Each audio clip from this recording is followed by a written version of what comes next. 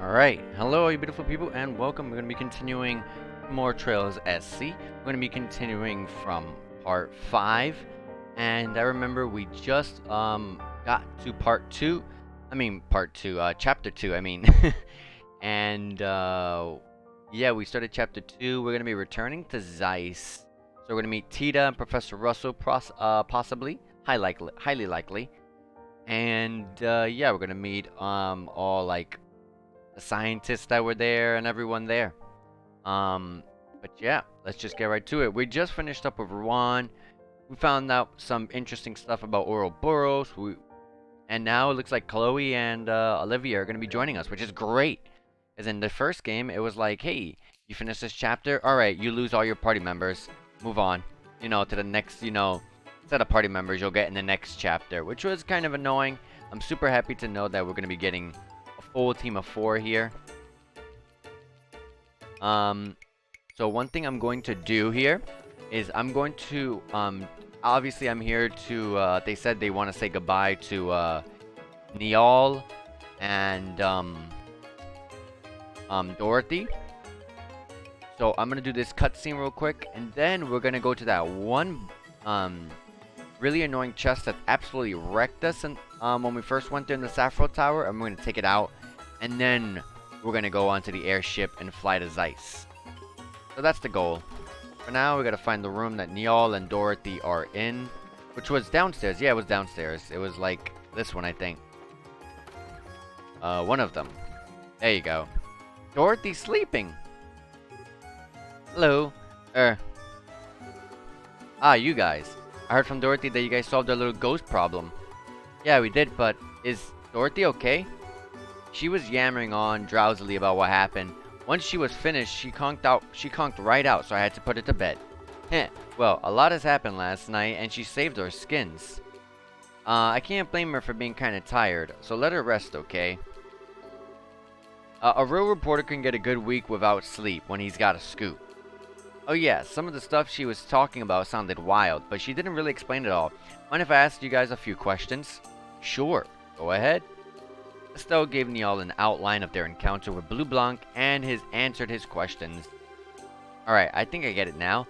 Son of a... Phantom Thief B himself is a liberal and he's one of those Ouroboros people? Kinda wish I hadn't heard that. What? Niall, you know about that masked weirdo? Oh yeah, he's a famous thief who caused a stir in every major city on the continent. If he wants something, he'll get it, and he'll always steal things with a big old show. For a phantom, he's got a love of drama, that's for sure. Yeah, that sounds like our weirdo, alright. He even admitted that he's Phantom Thief B from those cards. Like I said, though, thievery is one thing, but he's also a lackey of the society. Wouldn't think Ouroboros would have use for someone like him, but at the same time, if they do, it's terrifying. Y'all, I'm curious, do you intend to write an article about what happened? Nah, the Guild and the Royal Army asked me not to report on anything to do with the society. I'll probably end up writing about someone's ill-intended crime of pleasure or something. With a coup d'etat foiled, the kingdom is beginning to settle. I do see the wisdom in this. There is little sense in terrifying the populace with news of a dangerous secret society just yet. Yeah, I ain't happy about it as a reporter, but I guess I see where the government is coming from. So, if anything else happens, tell me about it, yeah? Of course. Anyways, we're off for Zeiss. Alright. I've got a draft I need to write, so I can't see you off, but want me to wake up Dorothy? No, it's okay. She's fast asleep and I'd hate to disturb her. Give her our best when she wakes up, okay? Will do. Be careful, guys. Another cutscene. Hey, you guys. I like how you just teleported in there. You just faded in. You're bracers, right? Yeah, something wrong? You look kind of frazzled. There's something I'd like you to investigate urgently. Could you come right now? Sure. Yeah, no problem. Thanks, I owe you. So where should we go? We'll head to Norman's election office. It's on the top floor of the hotel. Here, I'll show you the way.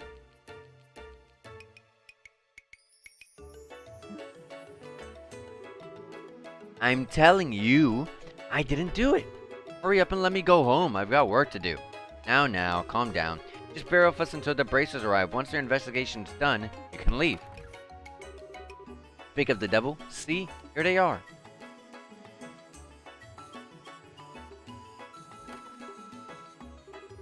That sure was fast, Harrio. Yes, I looked out and ran into the bracers right away. This is Norman. I'm sure you've seen him on the posters around the town. One of the guys running for mayor, I think. I'm Estelle Bright of the Bracer Guild. A gate Krosner, also a bracer. Let's get to business. What happened? One of our campaigners, Dels, was injured by someone. In other words, it's an assault case. An assault? Well, that's never a nice thing to hear. Is the victim okay? Yeah, he's still here. He was unconscious for a bit, but it was, thankfully, nothing serious. Phew, good to hear it. There's nothing good about it. The back of my head still hurts like you wouldn't believe. The back of your head? Were you attacked from behind? Yes, ma'am, right out of the blue, too. I was taking a breather on the balcony and all of a sudden, from behind, thud. That's pretty foul. Ouch. Sounds nasty. When did the attack happen? Give us whatever you can remember about the events before and after. Sure. It happened today, just after lunch. Norman and I were checking out a potential location for a speech by the bridge. Cooper here had just turned up then. When I talked to him, he said he had some important business with Norman. What kind of business? Portos told me to come apologize for that mess on the bridge. It's not like it's all my fault, but I did sort of make it worse. I see. So you came to say sorry for the scuffle? Yes, but Norman was still very busy at the time. We'd asked Cooper to wait in the office area. That's when I showed him to his room. I returned to the hotel not too long afterwards, and I entered the room of Harrio, who had been waiting outside the office, and there was Dels, unconscious on the balcony. And Cooper was right there, standing over him. I'm trying to tell you, why does that make me the criminal? He was already out cold when I'd reached the balcony. I understand what Cooper's saying, but it's only natural to suspect them, given the circumstances. There was no one else in this room except Cooper and Dels. Is that true? After I bought Cooper, I was on watch outside the door. No one entered until Norman got here. No matter how you look at it, that means these two were alone. You sure? Yeah, it's true, but it's like I said. When I went out to the balcony, Dels was already on the ground. You're saying the crime was committed before you got here. Am I getting that right? Yeah, exactly. Ah, thank Adios. Finally, there's someone who gets it. In that case, it'd have to be someone who entered the room before Cooper. Dels, do you remember anything? It's possible that someone came in. People go in and out of this office all the time, though. Even if someone had, I wouldn't have thought much of it. Fair enough. It's an election office, so that makes sense. Sounds simple enough, at least. The criminal's got to be one of two people. This guy here, or someone who came into the room before him. We should be able to narrow it down if we get enough proof. Think we ought to start questioning? If there's no other useful information, yeah.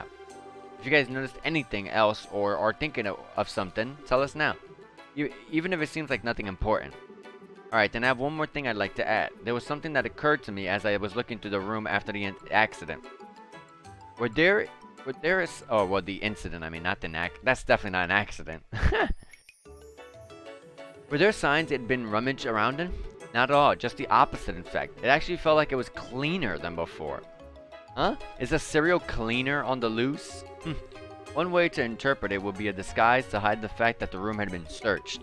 Of course, it appears they went too far, inadvertently arousing suspicion in the process. That's not a bad train of thought. Incidentally, who are you? I was waiting for that question. I'm a traveling bard, a poetic soul, wandering the wilds, a genius mute. Sure, but if nothing's been stolen, then isn't the idea that it's a disguise pretty weak? At this stage, I don't think there's any point of worrying about motive. I agree. You've grown even bolder since our last rendezvous, Estelle. Your training at Lelosa was the most fruitful. You're simply stunning. Olivier, just ignore him. Now, if there's nothing else here, you can tell us. We should get to questioning. If there's nothing here you can tell us, we should get to questioning. Yeah. Well, it seems she knows when to shorten the leash now. Good luck with the investigation. We'll come report once we have an answer. Good. We're counting on you to get to the bottom of this. Now, how should we go about things? I mean, this hotel is pretty big. We should probably split into two groups. You and the princess make some rounds while I keep an eye on this dumbass. These two are our assistants, yeah? Let's make them assist. Good point. Ready to kick some investigation butt, Chloe? Of course. Assistant companions is only natural for a hunter of love. You sure don't miss a beat, do you? Alright, listen up. We need to gather information on the suspect first. If you go around asking about Cooper, something should turn up. If you end up getting a picture on who our guy is, come tell me. So once we found the criminal, go report it to you. No problem. Let's go see what we can find out. Alright, this seems like it's gonna be tough. So, let's save the game here. Let's ask about Cooper. Cooper was standing next to Dels, who was lying on the ground. He looked at me and seemed very surprised. He wasn't excited or worked up, but he did appear tremendously shocked. I'll say as many times as you like, I only found Dels. If we'd been fighting, someone would have heard a sound, but no one said anything, did they? Of course they didn't, because I was politely seated on the sofa. Let's talk about the sounds then. If I'd fought with Dels, someone would have heard something. As Cooper said, I didn't hear any loud noise either. I was in the lobby at the time, but if grown men were fighting, I'm sure I would have heard something. Cooper's face went white as a sheet the moment he saw us. He was surely dismayed at having been witness at the crime scene. Well, yes, Cooper's right. I was standing in front of the door, but it was quiet the whole time in the room. If there had been some kind of argument, I'm sure I would have noticed. I lost consciousness immediately, so I didn't see who hit me. Even catching a glance would have been better than nothing at all. A sound, you say? That would probably be the sound of me getting hit. Heard a hell of a bang in my head, that's for sure. Huh.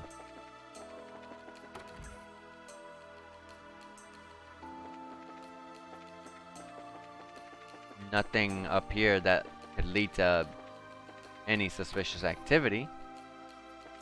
Lead to anything being suspicious, I mean to say.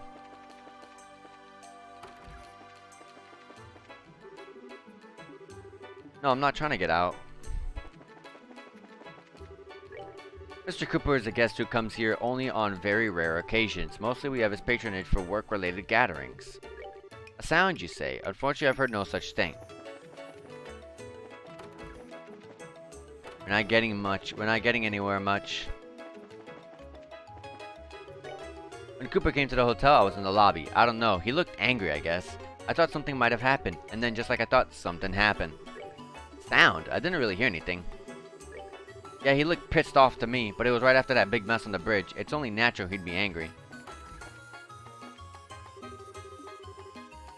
Yeah, actually, you haven't left us? Yes, actually a case has suddenly popped up. What do you mean? Well, Estelle explained the assault case to Niall. I see.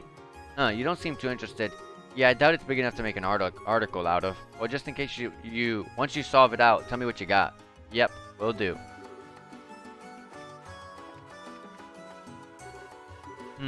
So cute. Snore. Okay.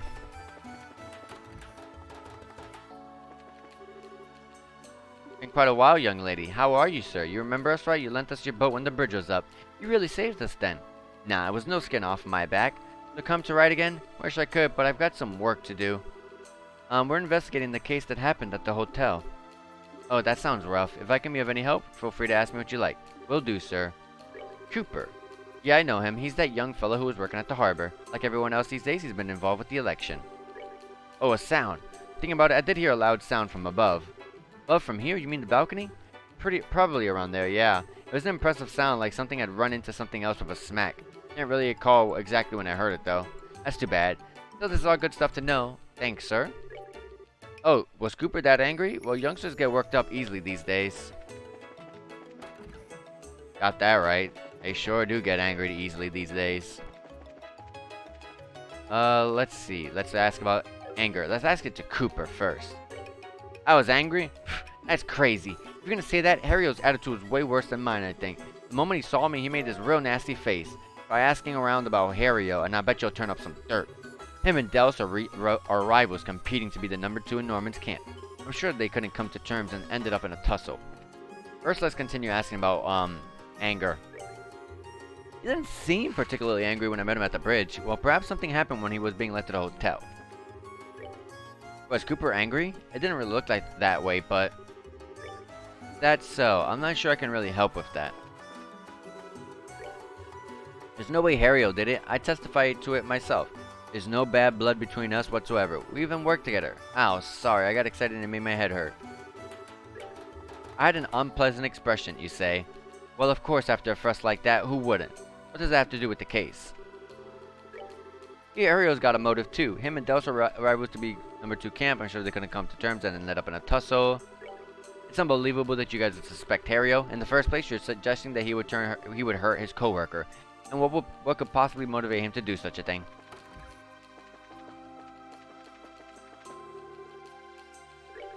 I fear I cannot agree. Mr. Cooper seemed generally normal. You know, there's a certain person who seems to be lying, because Cooper doesn't seem to be angry.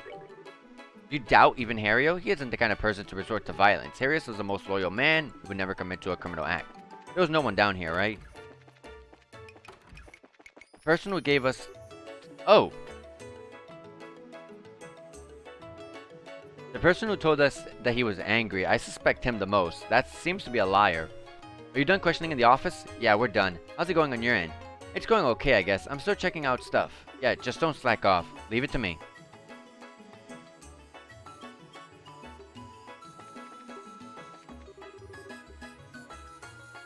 I want to see something.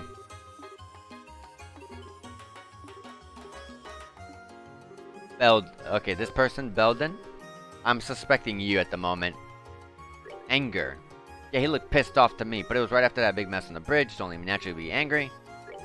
So you're checking out Harrio? He did kind of look unhappy when he got back to the hotel. That's probably because he was with Cooper, though.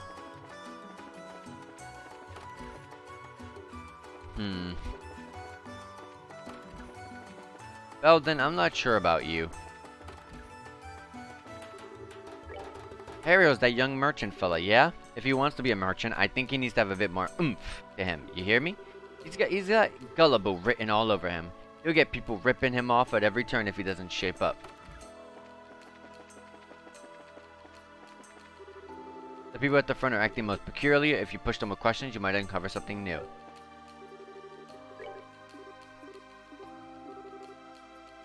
What's on your mind? If you're hiding something, you should spit it out. Trying to hide things only bites you in the ass most of the time.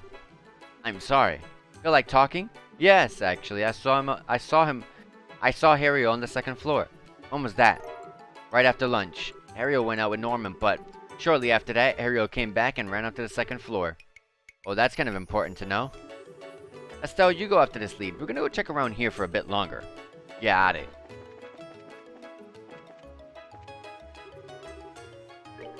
After lunch, Norman went to have a look at the site where he was going to give a speech. I had some stuff later I had to do, so I met up with him later. Dressed as I explained before.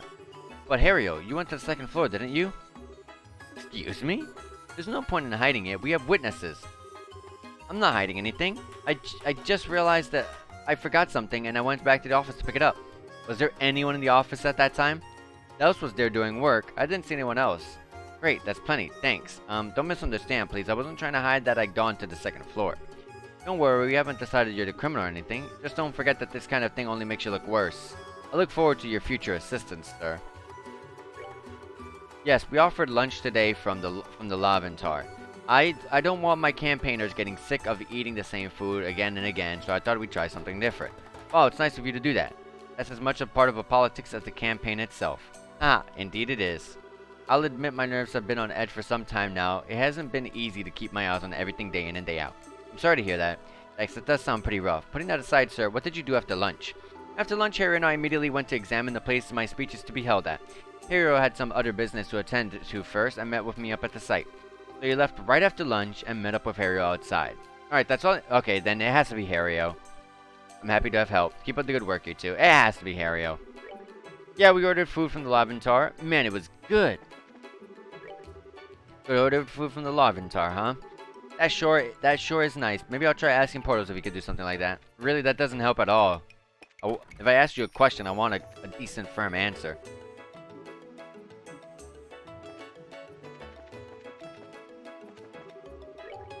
Yeah, we had paella for lunch. I ate on my own in the lobby.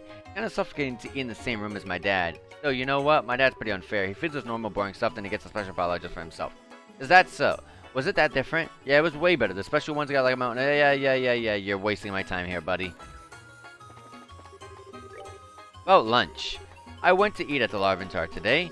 Always been in the habit of going out to lunch as soon as I hear the bell toll. The bell toll? The bell on the Langland Bridge. Remember, it rang when the bridge went out. Oh yeah, it did ring. It always rings at certain times, I see. I use it in place of a clock. That's sure convenient. Kinda big to use in the place of a clock, though. Okay, Estelle, it might be good to ask some people about the bell toll. Huh? Why? They should be able to clearly remember the sound of a bell ringing. It might act as a guidepost for their memory, like with Mr. Murray. Ah, I get it. Nice, Chloe. Very intellectual advice. You flatter me. Not sure what you two are giggling about, but I'm glad I was able to help. You sure were. Okay, let's go around and ask for help. Right. The bell took. Come on, why would I lie about something like that? I was in the hotel basement, so I didn't notice at all. This is a very long side quest. The noon bridge bell. Yes, at that time I was preparing the guest rooms. Once that was finished, I next organized the utensils. Someone had cleaned the plates in the office, so I was able to finish work quickly.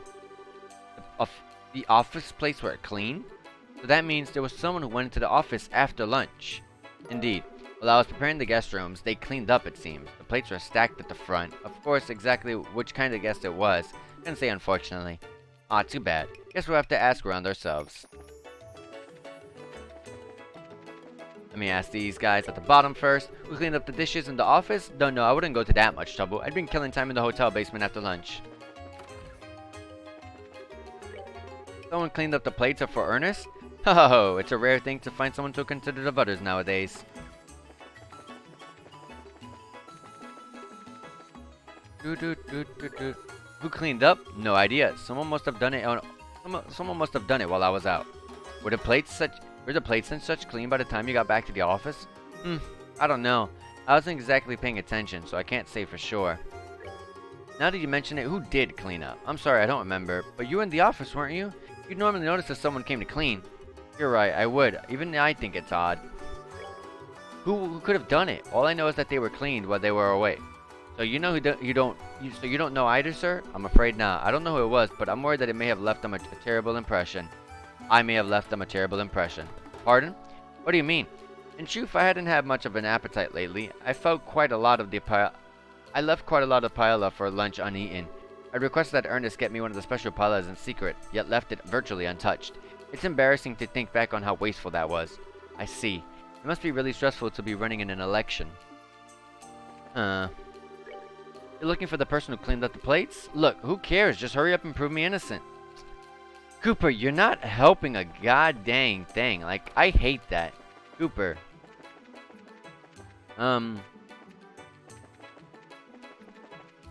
Looks like we're not getting anywhere else. Hold on.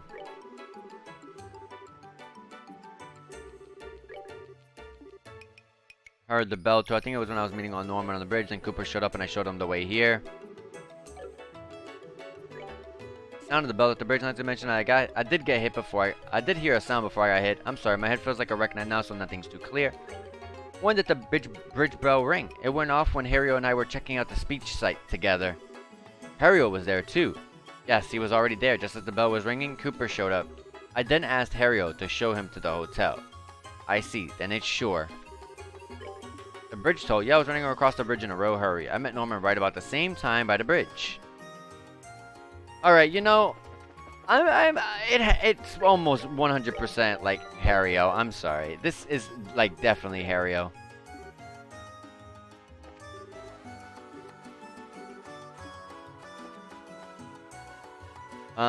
Let's talk first.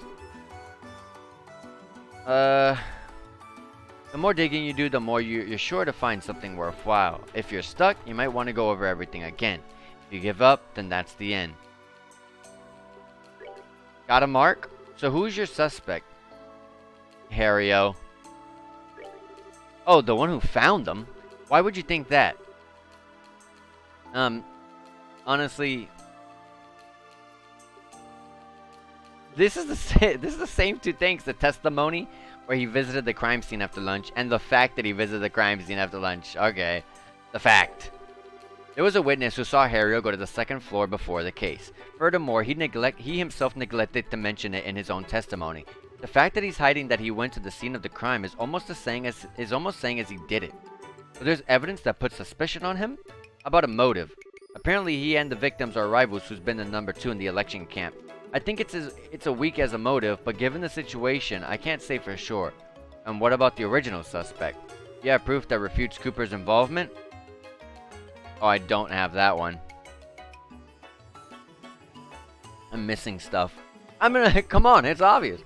Reasonable explanation for the crime. Nope, this ain't even worth talking about. Go investigate it thoroughly again. Yep, understood. Cooper. Becomes on rare occasions. Yep. Let me see if I get anything out of everyone. Pretty sure I talked with everyone with every single piece. Maybe Nyal has something. I mean, Nyal doesn't really care. He just wants to know what happens at the end. Maybe he can help. Wait, what's with that weird face? Did I say something weird? No, it's just... Hey, Belden. You said you ate lunch on the first floor, right? Yeah, that's right. What about it? Norman ate on the second floor. How did you know that what Norman ate and when you were on the first floor? See, he lied earlier. Belden lied earlier, but you know, Harry and Belden are both lying. And they're refusing to state things. Oh, that. I saw it afterwards, obvious. Sorry, my bad. I actually heard from someone else. I don't remember who said it, though. Maybe you should investigate that next. That's so obviously suspicious.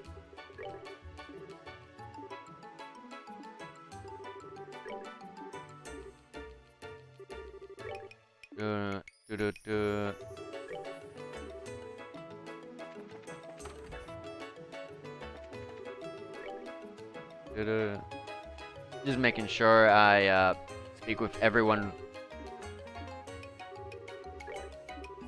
one more time, all of these things.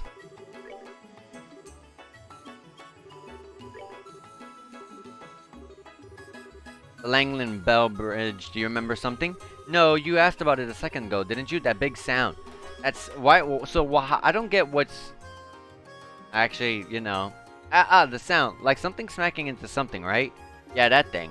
Well, I remember something now. That sound happened as if it were timed to the bell, at least to my ears. Timed to the bell. Huh. Okay, hold on a minute. So basically, you heard the sound of the bell roughly at the same time as that big sound. Well, if you want to make it a sound at all boring, yeah. If that sound was caused by the criminal, then someone without an alibi when the bell rang is the criminal. We should check out the people we suspect. Okay, first of all, Belden. Bell toll. Why would I lie about something like that? I was in the hotel basement, so I didn't notice anything at all. I ate on the lunch first floor, blah.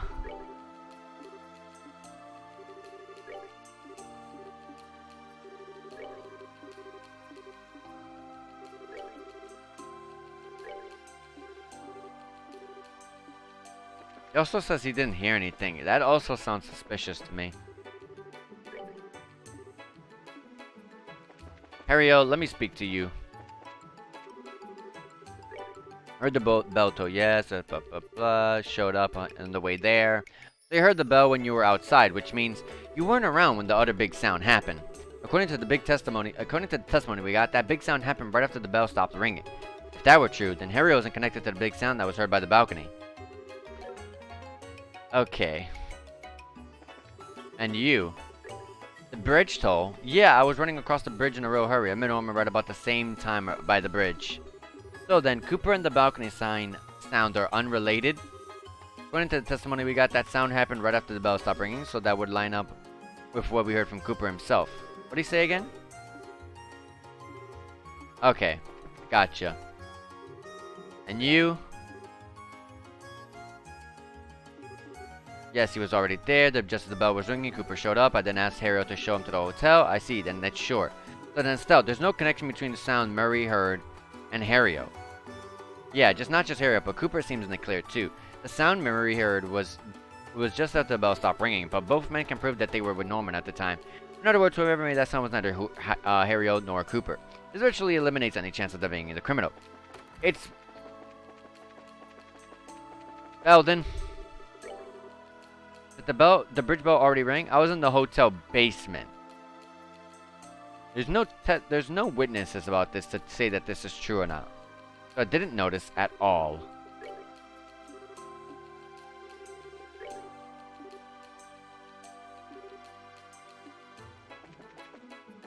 Okay.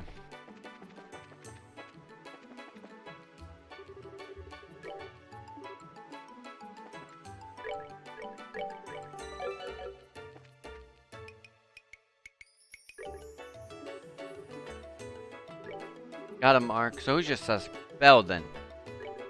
The Raven kid, huh? You've got some proof, right? First, let me explain explain the reason you discounted the original suspect. Well, what refutes Cooper's involvement? He has a solid alibi. Cooper was outside when the sound was heard. Norman's testimony corroborates with this, so we can't say for sure that it's accurate. If that was the sound of the crime being committed, then there's a very small chance Cooper is the criminal. I see. At the same time, we can also throw out any suspicion of Harrio. Yeah, it does. Harrio met up with Norman, so we're sure. Next, you need to explain the suspect's case. What proof do you have? Oh my gosh, we're still missing this?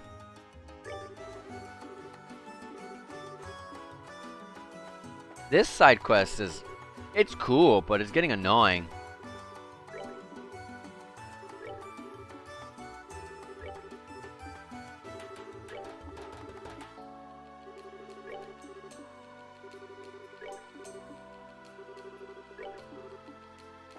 Nothing there.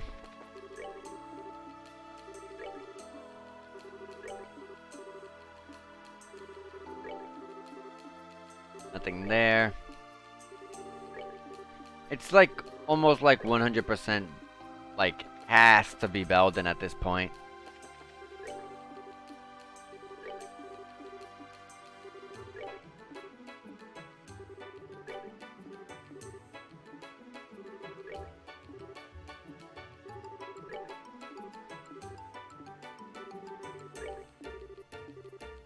Sounds like a nice enough routine. You have to go to the hotel to get there though, right? Yep, that I do. I can't fly across the sea now, can I? Ha, got a good point. Did you see anyone at the hotel at the time? Well, Ernest was on the first floor, of course, but the rest was real quiet. Huh, there was no one there? Yeah, I'd say so. The basement and first floor were pretty quiet when I'd passed through. Yep. This is proving Belden is lying. He said he was on the first floor, and he was at the basement only. He was nowhere near the second floor. Norman's son was there when I came back, though. Norman's son? Norman's? Oh, you mean Belden? Yeah, that's more than enough. No, it was not. Belden, you're not looking too good right now.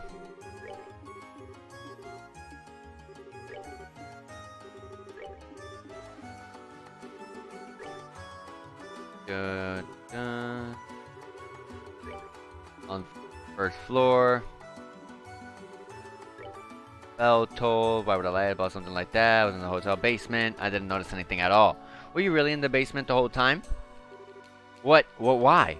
There's someone who passed through the basement right after the bell rang. According to their testimony, no one was here. That can't be right.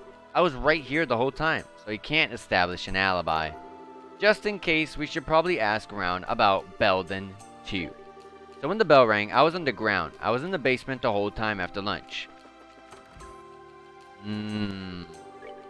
By Belden, do you mean that kid? He wasn't in the basement.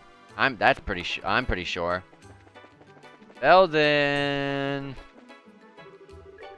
Young Belden. I'm afraid I didn't see him around when the bell rang. I was preparing the guest rooms at the time, you see. Okay, so you were in one of the rooms. My son's location when the bell rang could pose a problem, you say. If you have a real cause for suspicion, you needn't hesitate on my part. You're welcome to confront Belden and question him. Where was Belden when the bell rang? I couldn't tell you, unfortunately. I was out at the time. Where was Belden when the bell rang? I don't know, but is he a suspect? Where was Belden when the bell rang? How the hell am I supposed to know?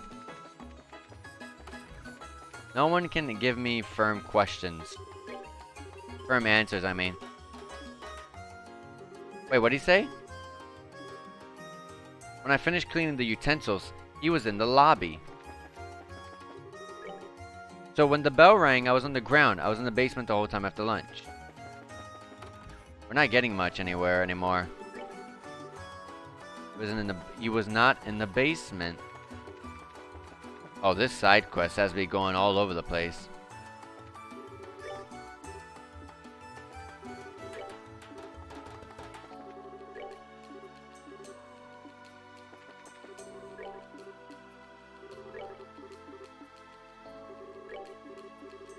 You apparently heard the sound of something colliding with something else from the balcony area. Do you have any idea what it could have been? Something colliding with something else? Nope, I didn't hear any sound like that. If you're gonna say something like Harry's attitude was worse than mine. When he saw me, he made a real nasty face. Try asking around to Harry. He might get up some dirt. Yup, yup, yup. I'm sure they're gonna end up with a tussle. Harry's got a motive too. Sure is nice. Bridge toll. Yup, yup, yup. Cleaning up. Whoops. I didn't hear any loud noise. I was in the lobby. If grown men were fighting, I'm sure I would have heard something. He didn't seem particularly angry with me when I met him at the bridge. Or perhaps something happened when he was being let. Yeah, he lied about that too. It's unbelievable that you would suspect Harry in the first place. You would have heard his co-worker. Well, ordered food from the Lavender. Nice of you to do that. That's as much as part of a politics as the campaign itself. Huh, indeed it is. I'll admit my nerves have been on edge for some time. Every day in and day out. Sorry to hear that. Yikes, that's pretty sour. What did you do after lunch? After lunch, Harry and I immediately went to examine the place my speech is to be held at. When Harry had some other business to attend to first and met up with me at the site. He left right after lunch and met up with Harry outside. Alright, that's all I need to hear. Keep up the good work, you two. Harry was there too. Yes, he was already there. Just as the bell was ringing, Cooper showed up and then asked Harry to show him to the hotel. I see, then it's sure. Everything was cleaned up. Everything was clean. Blah, blah, blah, blah, blah. Couldn't find any appetite. Left it virtually untouched. I'm sorry, could you keep that to yourselves? I don't want people worried that I might be sick or in poor health.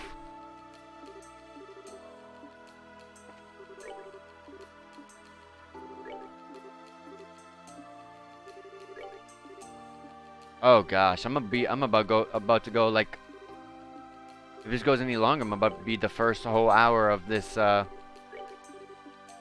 stream just before we even get to Zeiss. We still gotta go to the Saffron Tower. But you were in the office, weren't you? You'd normally notice if someone came to clean.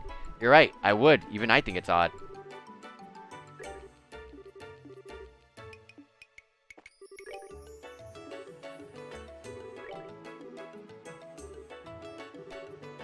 But there's someone who testified to hearing a big sound. He said it sounded like something smacking onto something else on the balcony. I didn't hear it. I can't say for sure that I didn't hear anything like that while I was here. Of course, after a fuss like that, who wouldn't? Yup, yup, yup. Went up to the second floor just to pick up something I forgot. It wasn't anything important, so I didn't make sure I made any reason. My question is, why did you come up to the second floor, Harry-O? Were the plates and such clean by the time you got back to the office? I don't know. I wasn't exactly paying attention.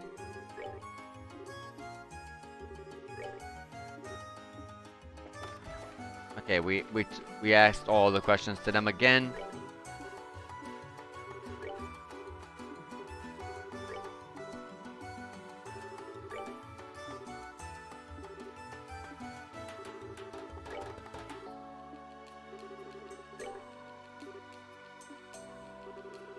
Huh.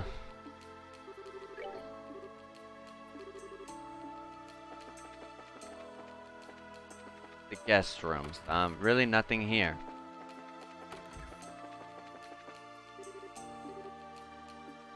We're almost done here. I like to hear it, Olivier. I hope we really are. I do hope we are. I was in the lobby, he looked angry, and then something happened. A sound, didn't hear anything. Looked pissed off to me. It was right after the big mess on the bridge. It'd only be natural. He was angry. That's a lie.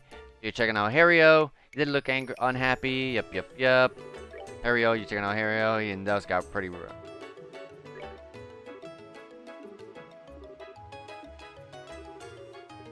Bell toll. I was in the basement, so I didn't hear the bell. Really? Why would I lie? Looking at the dish in the office, I don't know. I wouldn't go through that much. But I've been killing time in the hotel basement after lunch. There's only one last person I can get something out of. He's that young fellow working at the harbor. I thought about it for a moment. I was hungry. I didn't pay any attention.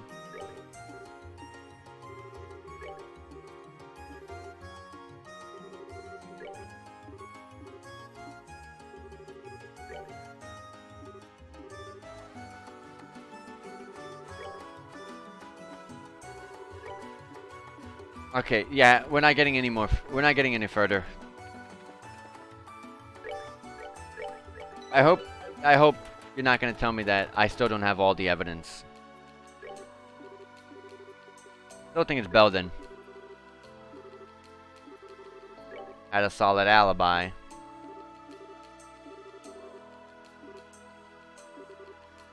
What kind of proof does he ask? He has no alibi. The proof is his alibi. I have valuable testimony that he refutes his alibi. Cooper and Harriel have already been cleared as culprits. His person remains as the final possibility. Yes, by the process of elimination, it does turn out that way. Ultimately, though, that's nothing but circumstantial evidence. Do you have any more decisive proofs? He knew about the special paella. I don't know if it's decisive, but something did bother me, and that's the testimony about the special paella. And what's that? Yes, so Belden testified that he ate lunch on the first floor, but somehow he saw the paella that Norman ate.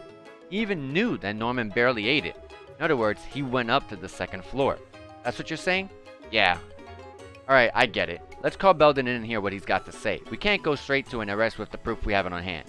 Okay, got it. Finally, we're getting towards the end of this thing. What? Why did you call me? I didn't do anything. Now calm down. Nothing's been decided here. If you help us with the investigation, you can go home right away. Help? Yeah, we just want you to be frank with us. Where did you go after lunch?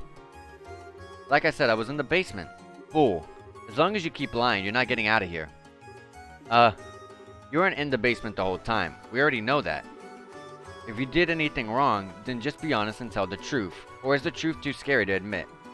Yeah, fine, I'll talk. Today after lunch, I went to the office. I went to go clean up. The person who returned the plates to the front was, yeah, it was me. Everyone seemed busy, so I figured I'd clean up. While I was cleaning up, I thought I'd tidy the office, but I didn't think that'd happen. Huh? Hold on, you're not making sense. You just cleaned up after, right? Why does that have to do anything with the case? I've got an idea. Yeah. Actually,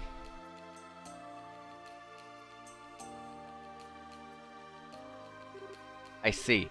I understand why Belden came to this room to clean, but I'm not sure how that correlates. What does that have to do with the assault on Dels? It has a lot to do with it. Well, let's hear him say it himself. Hey, go tell him. Yeah. Well, once I finished cleaning the room, I thought I'd head back, but since I tidied up a lot of the stuff, the room was really dusty. I thought I'd open up the balcony door to air it out, but my hands were full of plates. I didn't have any choice, so I'm kinda kicked the door as hard as I could. Wait, you mean the door? Yep, it's exactly as you think. That door is the criminal that knocked out Dels.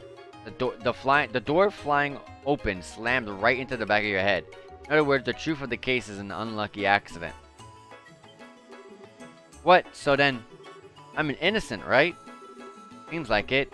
Whew! Oh man, finally free and clear.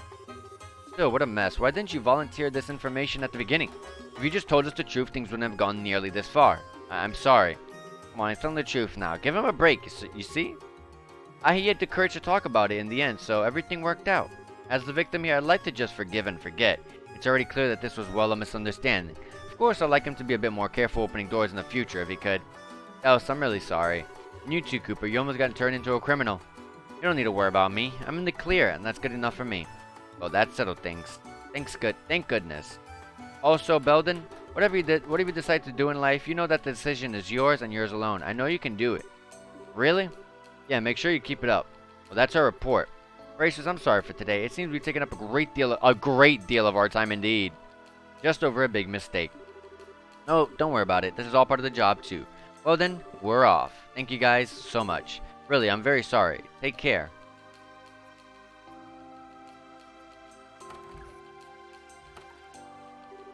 Whew, well that's done and over with. I wouldn't have dreamed it would end up like that.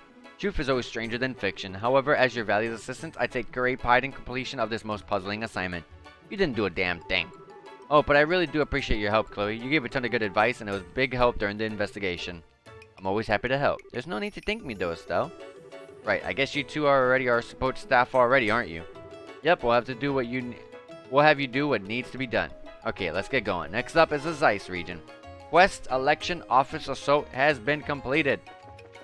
Finally. Turn it in. Reported that in. We got 5 BP and 5,000 Mira. So F class. Another quest. Person confident in their gambling ability. Come ASAP to the first floor of the Lavender Casino and Bar.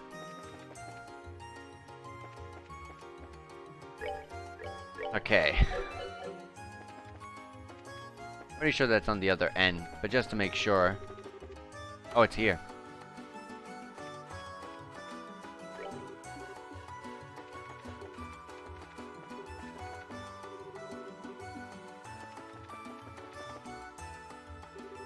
May we have a moment? You wouldn't happen to be Lakeisha, would you?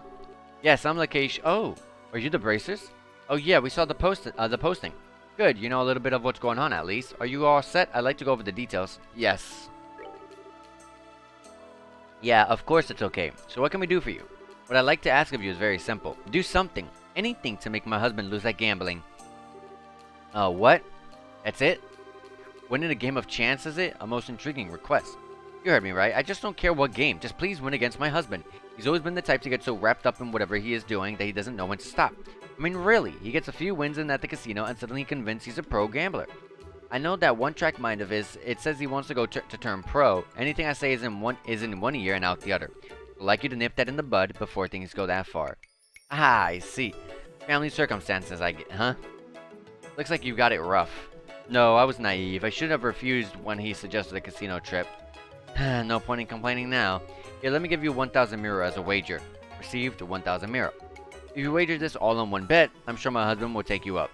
I sure hope so. Is your husband upstairs at the casino right now? Yes, he's made himself nice and comfortable up there.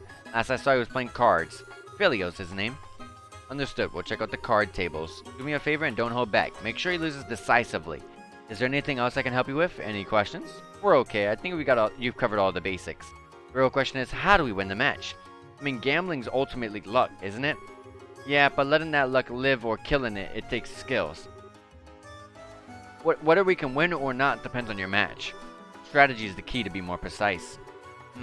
Guess we're in for some fun times. If strategy is what you're worried about, you'll be fine. My husband is a total amateur. He's terrible at lying.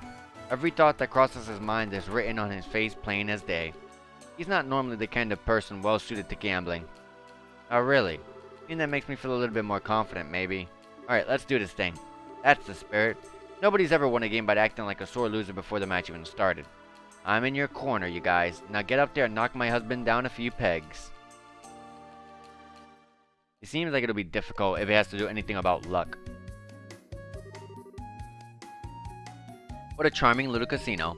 Its equipment looks brand new. Was this established recently? Definitely is. None of the stuff was up here besides the table at the bottom left. In a way, it just reopened after renovations during the birthday celebrations. Hey, now that I think about it, it was being worked on last time. I see. Where's our high rolling target? Right, his wife said to be at the card tables. You know, for being a casino, there's barely anyone in here. Kinda sad, though. Bingo. He's the only one in here. Alright, come on, come on. There it is, Jack. Oh, this power in the draw. I feel invincible. It is your win, sir. Now that you fought well, my good man, I'm afraid you had the wrong opponent. Ha ha ha ha ha ha. Yep, he's exactly as she said. That's gotta be him. Quick, let's talk to him. If we waste any time, he's bound to get wrapped up in another match. Alright. Okay, hit me again. Huh? What's up with you guys? We heard you know way around a card game, mister, so we'd like to challenge you. Challenge me? Alright, I'll bite. Question is, do you have the mirror? I'm not taking any cheap bets.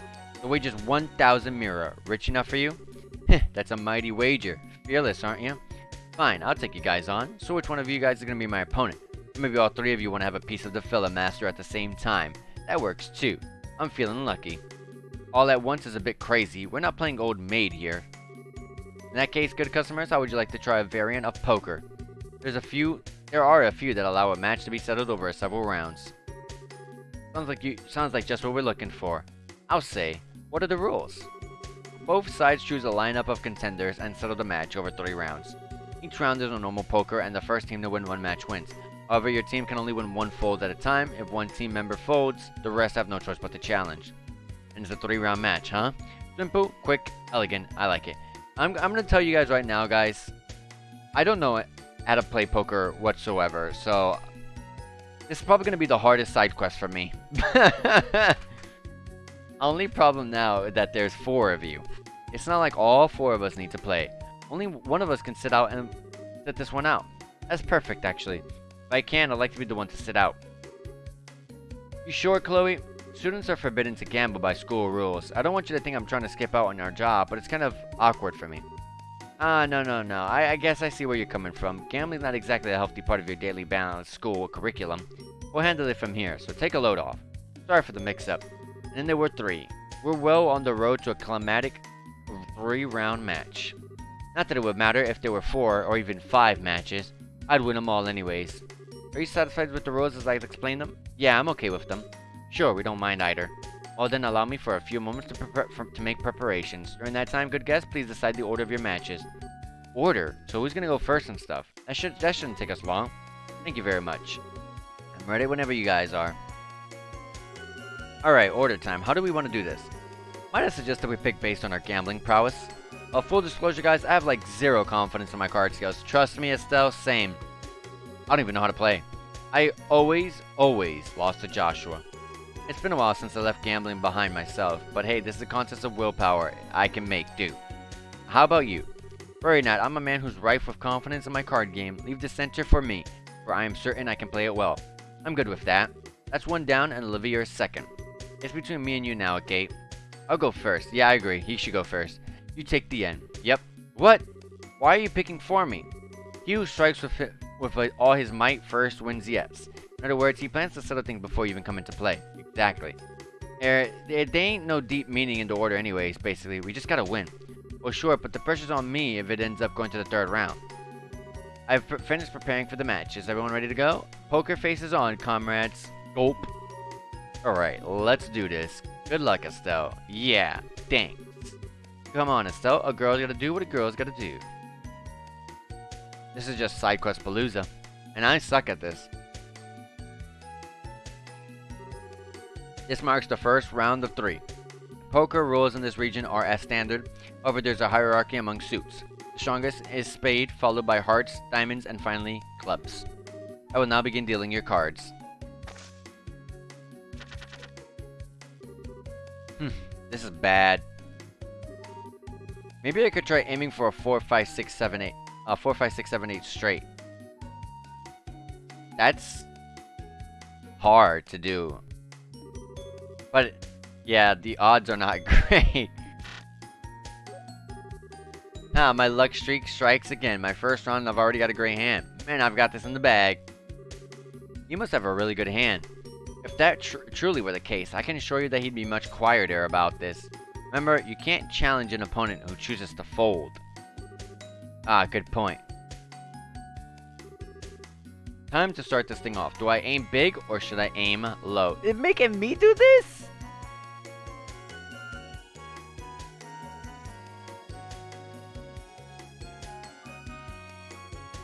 I really think the keep king is the worst possibility. 4 to 8 is a better possibility, but this is like not even gonna happen. I have 0 confidence in this hand. Oh gosh.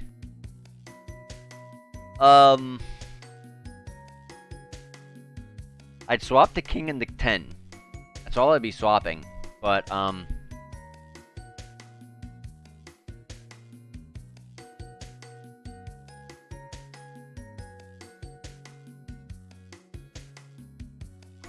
let's do the 4 to 8 straight. One way or another, the odds aren't all that great. I've got to just aim big and hope that I come out on top. Would you like to change cards? Yeah, 2 cards. And you, sir? I'll change 3. Okay, how'd that turn out? He had the 6. That was close. He was just missing the 7, but he got another king. Worthless hand all around. The gauge face doesn't even twitch. He's so still. Yes, quite the poker face indeed. This game is throwing words at me that I just never heard before every single stream. A virile man such as he simply begs for my affections by furrowing his brow so pointedly. Yes, fell right into my hand while I was waiting. Come, good challenger, come at me any time. Certainly confident, but I wonder how much of that is a bluff. I've got nothing right now. I could bluff my way out of this, but if he calls it, we're done for. Do I push or do I pull back?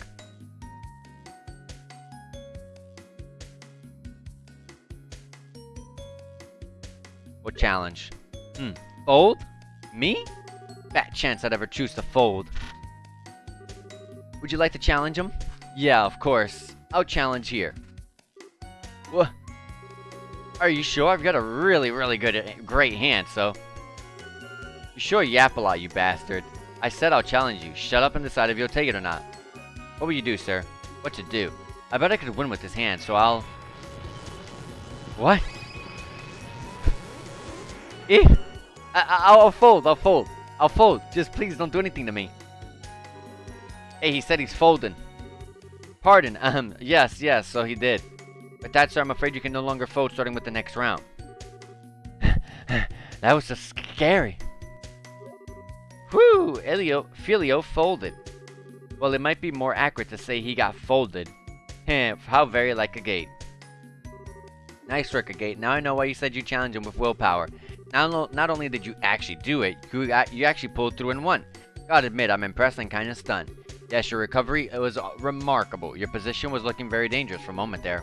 Yes, I managed to work it out. Still, we haven't won yet. Make sure you guys are ready for the rest. That's true.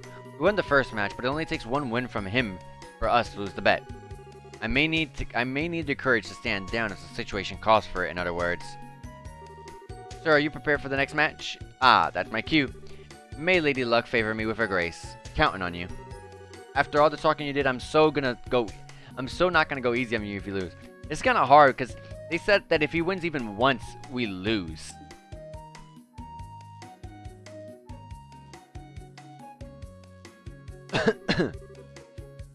I will now begin dealing with your cards.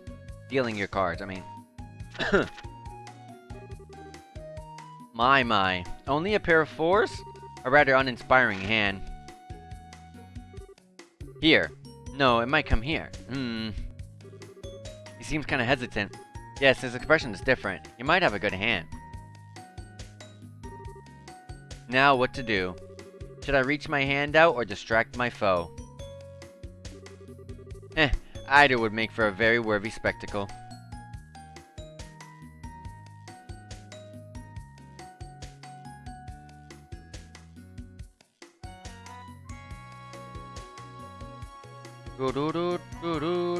I'm gonna exchange all the cards and leave the pair.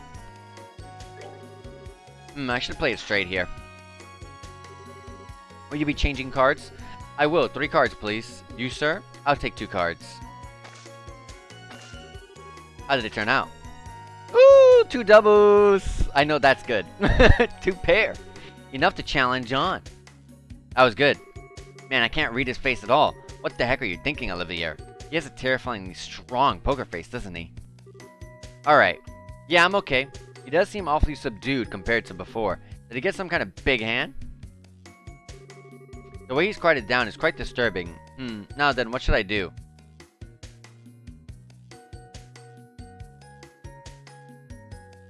I think if I fold, it'll be good. Just fold. It's gonna be so bad. I don't want to fail. I feel like he's just screwing with us with his expressions, and he's trying to be the opposite. I'm gonna fold. Our foe's already folded once, so he will have to challenge this time. It's dangerous to corner an already wounded beast. Especially since he has a, especially since he seems like he has a good hand. Will you challenge? No, I'll fold. It takes cunning to know when to retreat when becomes the more respectable strategy. You folded, did you? Oh, you seem quite disappointed.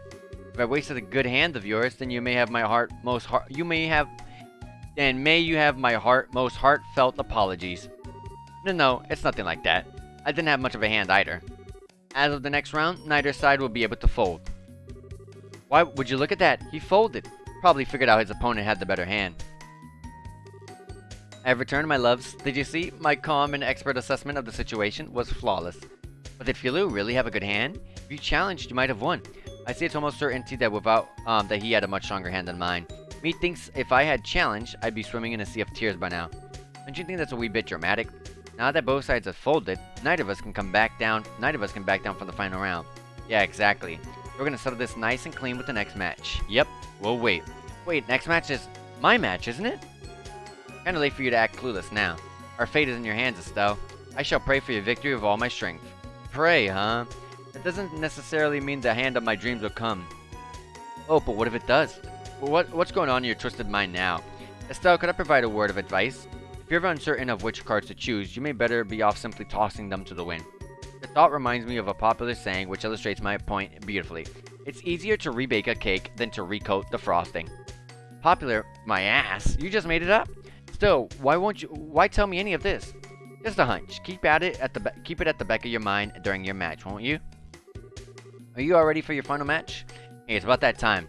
I pray Adios grants you victory, Estelle. Sure, thanks. Something's bothering me.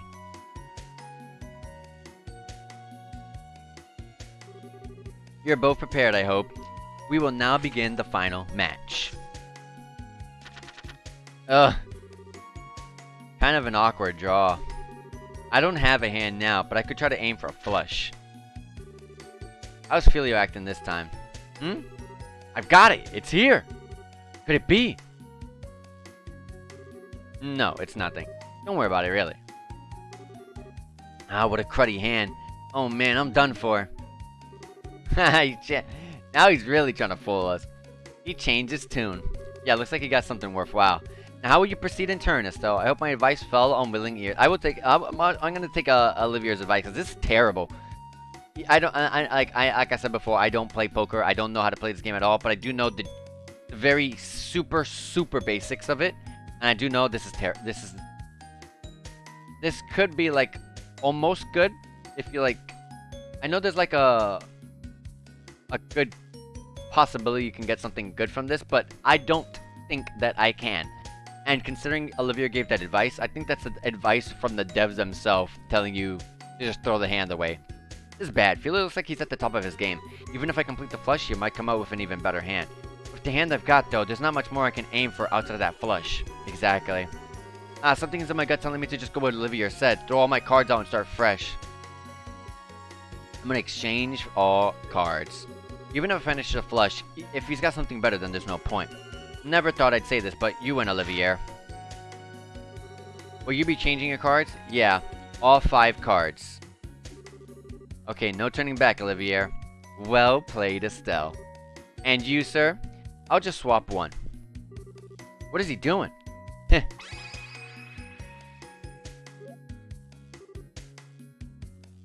Who? Olivier blew in the dealer's ear. Ah! What on earth are you doing?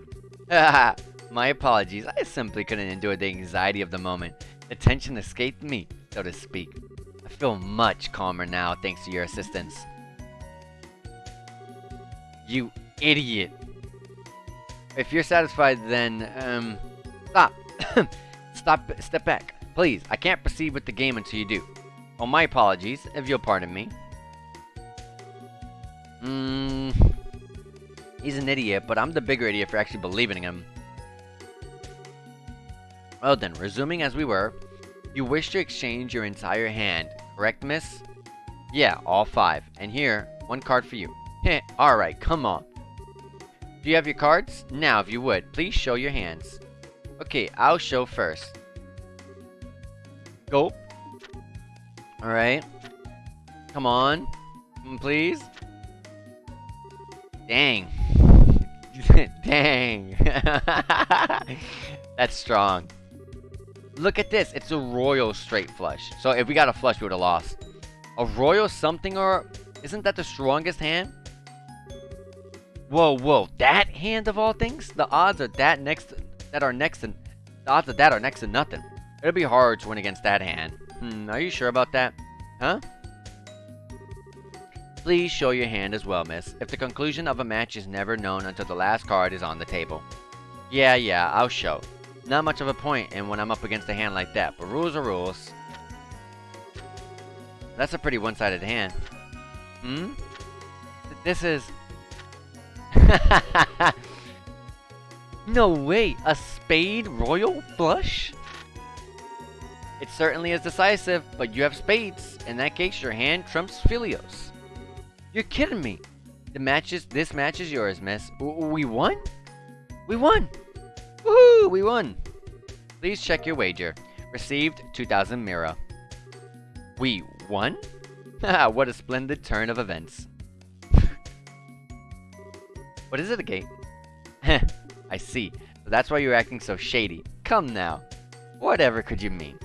Well, whatever. I'll pretend I didn't see it. It's why we won, so you won't see me complaining.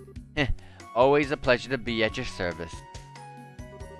Sorry for holding things up. Let's go report to the client. You guys were... Why are you gazing at each other like that? Isn't it obvious? Gay was so moved by my gallantry in the second round that he's been dying to make a move on me ever since. What the? Stop spouting random crap, you dumbass. Come now, my red-maned boo. There's no reason to hide your feelings, or are we playing hard to get? Oh, a gate, you shy little boy. Don't listen to him. Come on, let's go downstairs and report to the client. I love Olivier. Really? You really beat my husband? Yeah, it was rough, but we took him down. Here's your wager back. Your 1,000 Miras doubled to 2,000. That's fine. You can have that. Think of it as making up for how cheap the job pay was. Are you sure? I mean, I'm grateful, but you know, are you sure what we did is enough? I don't know if your husband will learn his lesson just because we lost against us. Even if he doesn't, I'm sure the casino will finish the job. They're professionals in their own right, after all. There ain't no way they'll let my husband keep on this winning streak of his. True enough. In that case, we'll be moving on. That okay? Yeah, it's fine. You've done more than enough. I'm amazed that you took a bizarre request like this seriously as you guys did. But you guys have been true professionals. You've done the Bracer Guild's reputation justice in my eyes. Thanks. We're just doing our job, but it feels awfully good to hear you say that. If anything else happens, I'll be sure to look you guys up. Yep, come to us anytime. Request recruiting great gamblers has been completed. Wrong side. Now, let's report. Let's finally go to the Sappho Tower. Like I should have done. Like I need to do, I mean. 2 BP and 2,000 Mira. F-class Bracer still. And that is every single side quest. For sure this time. So, let's go down south and let's hurry real fast to the Sappho Tower. While we're on the way there, we're gonna fight some enemies because we do need to get the CP. That is a very tough mob of enemies to fight.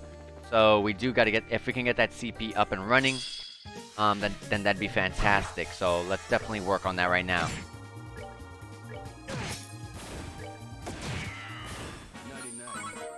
I will, because there has been a lot of time spent, literally an hour on those 2 side quests. I'm gonna try to go as fast as possible.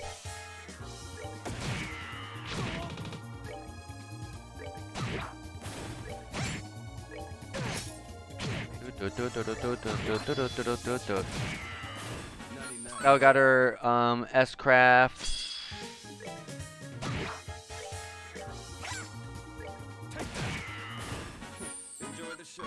We're only getting 1 XP, so these guys don't even give much anymore.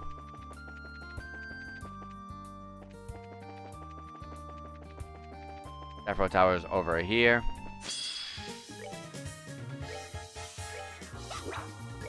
Wow, good stuff.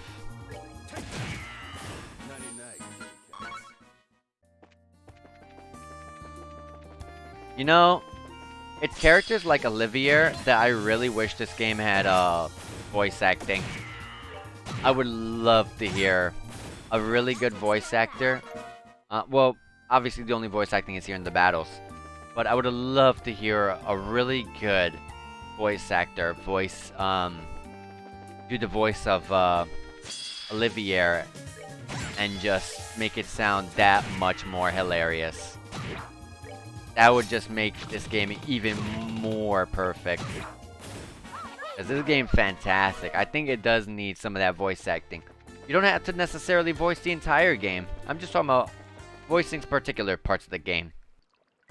Like all the good scenes where like I know there's some games out there that only voice their main quests and not their side quests. Like this game could do that. Sadly, some scenes like that one would be amazing to would be sad to not actually hear. You know, like the casino one right there. But honestly, even just the main quest alone will be fantastic to hear with the voice acting because the characters are just so great. They're just so colorful, and I just like them so much.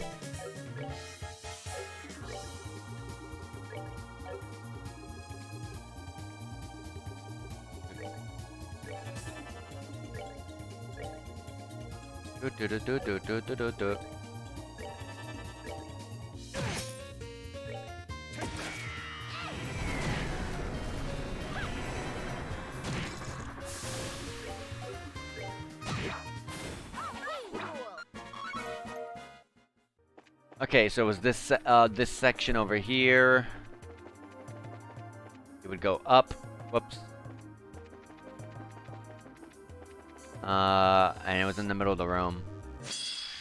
It was the room I just passed, actually.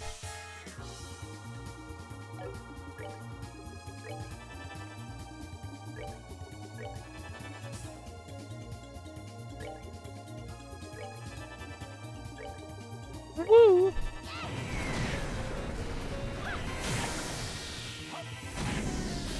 I don't know why I did water. Ha! It was this room. Oh, there was another chest here I missed. I didn't see this. This is something else. Hold on. Janice blouse.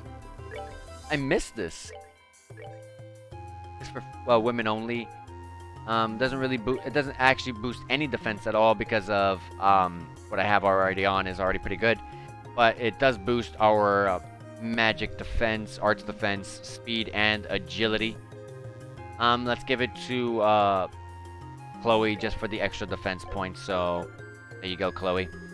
As you approach, the chest burns open on its own. Unfortunately, there's nothing inside. It was this one then. Big open room. You have to. This is it. Let me fight this enemy right here. To try to get a little bit more CP. Well, that takes care of that. I know there was another one in this here. Yep, right here.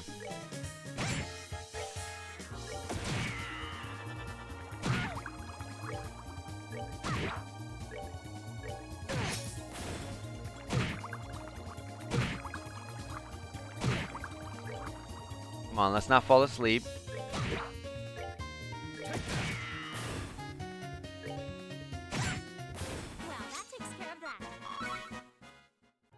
Alright, so here we are. So, let's do a Latier.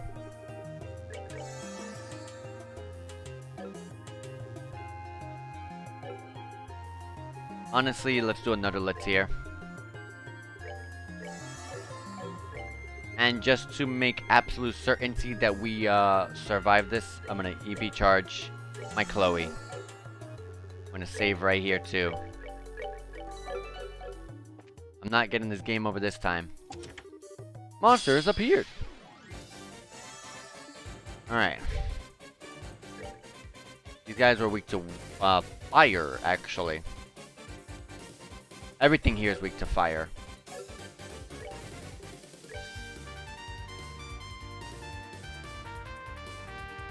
Doo-doo-doo. Well, let me buff these guys. Layer arrow on you.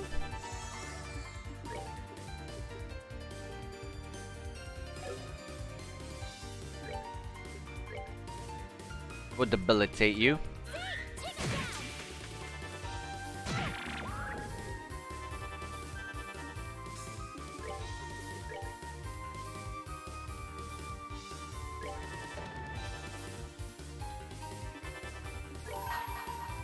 I'm gonna use this. I'm sorry. I have to use this here. This is like...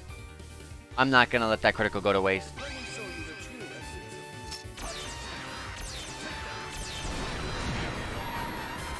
I'm gonna use this too. I could've used it on the critical, actually.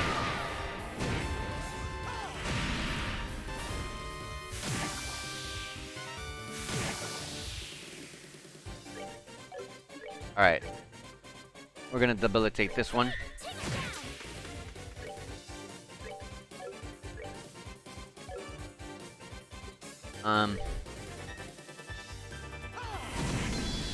There you go.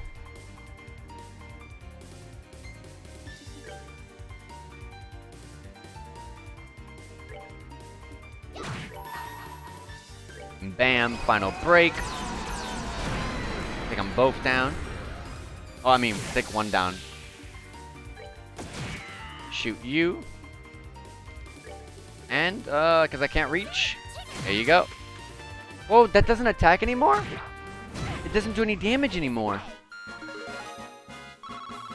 Whoa, I don't think I've ever realized just until now. But hey, we did that. But side note, what the heck? It doesn't do damage anymore? I was not paying attention at all that much to the point that I really did not figure that out until now. What happens when you clear out every chest in the world? What will other adventurers do then? Now we can get out of here. But holy crap, I didn't know it didn't do any damage.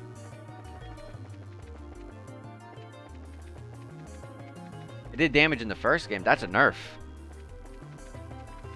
The first game also did not tell us the percentages that the debilitate did. So we don't also know if the strength and defense debuff was also nerfed.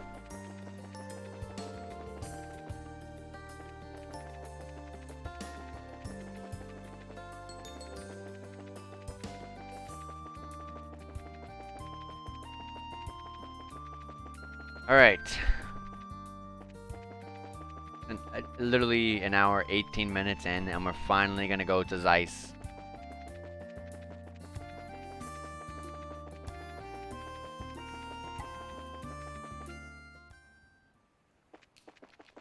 I'm just gonna do a quick rest at the hotel spot here.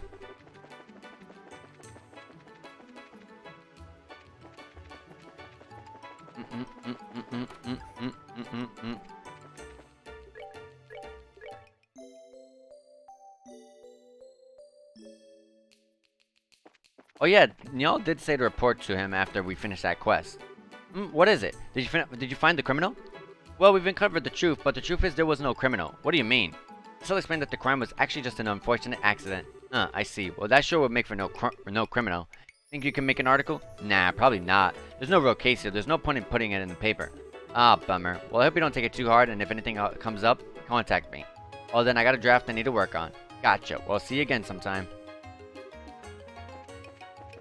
Alright. Now, save the game, and let's go to the port, and let's get out of here.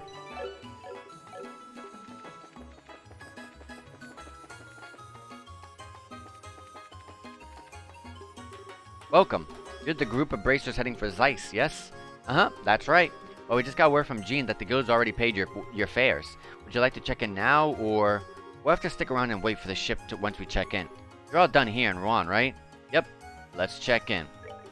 Alright, just a little bit of paperwork for you to fill out first, if you don't mind. Sure. Estelle's group checked in for their flight. Okay, no problems it looks like. Feel free to make use of the port until your next flight arrives. Thanks.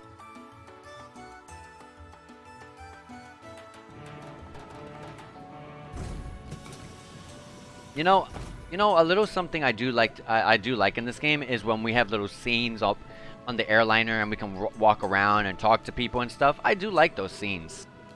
Every single time we use the airliner, I keep praying that we go into one of those scenes. Because I do like them a lot. Just like being in the air, just the feeling of adventure where you're just traveling and just talking to people, seeing what their minds are now that we're at ease up in the sky, going to our next our next location for more adventures. You know, I just kind of like that stuff. Alrighty then, off we go.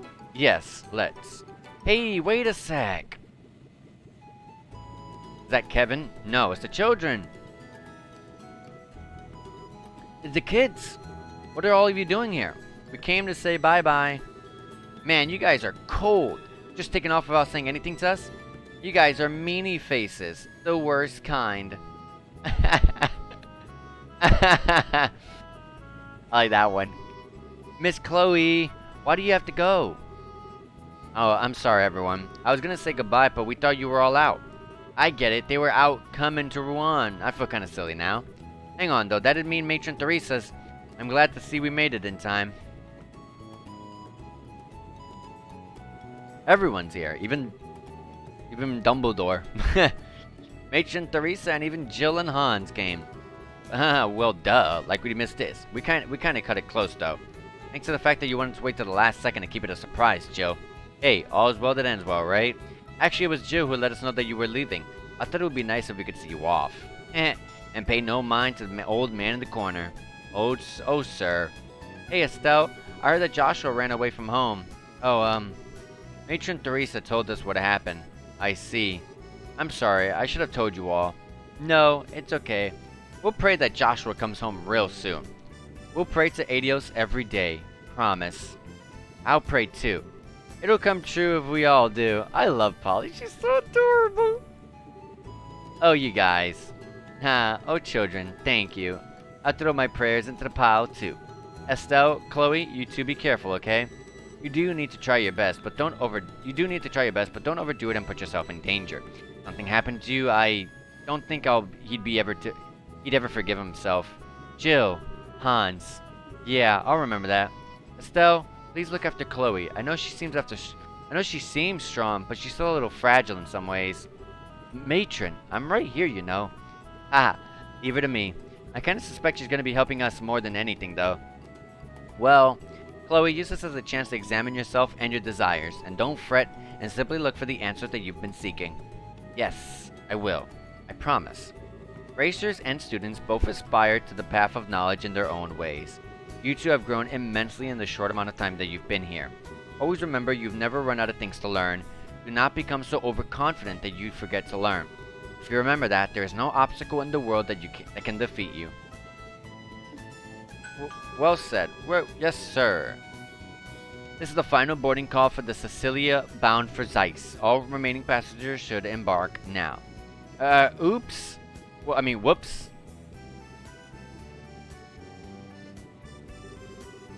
See you guys. We'll be back. I promise. Okay, what the heck is wrong?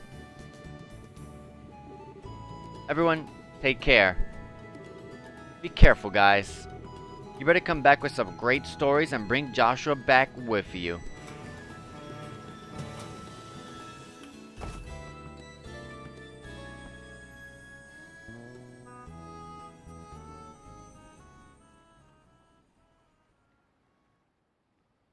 And there we go. I like those guys. Those little kids.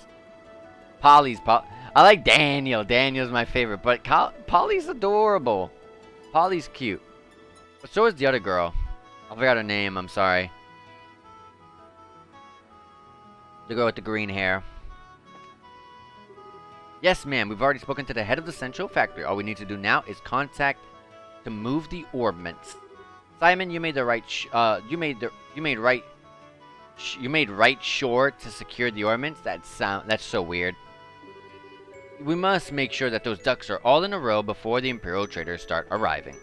Ron may be all excited about their mayoral election, but okay, so Zeiss, you know the place we've headed to now doesn't even have a mayor.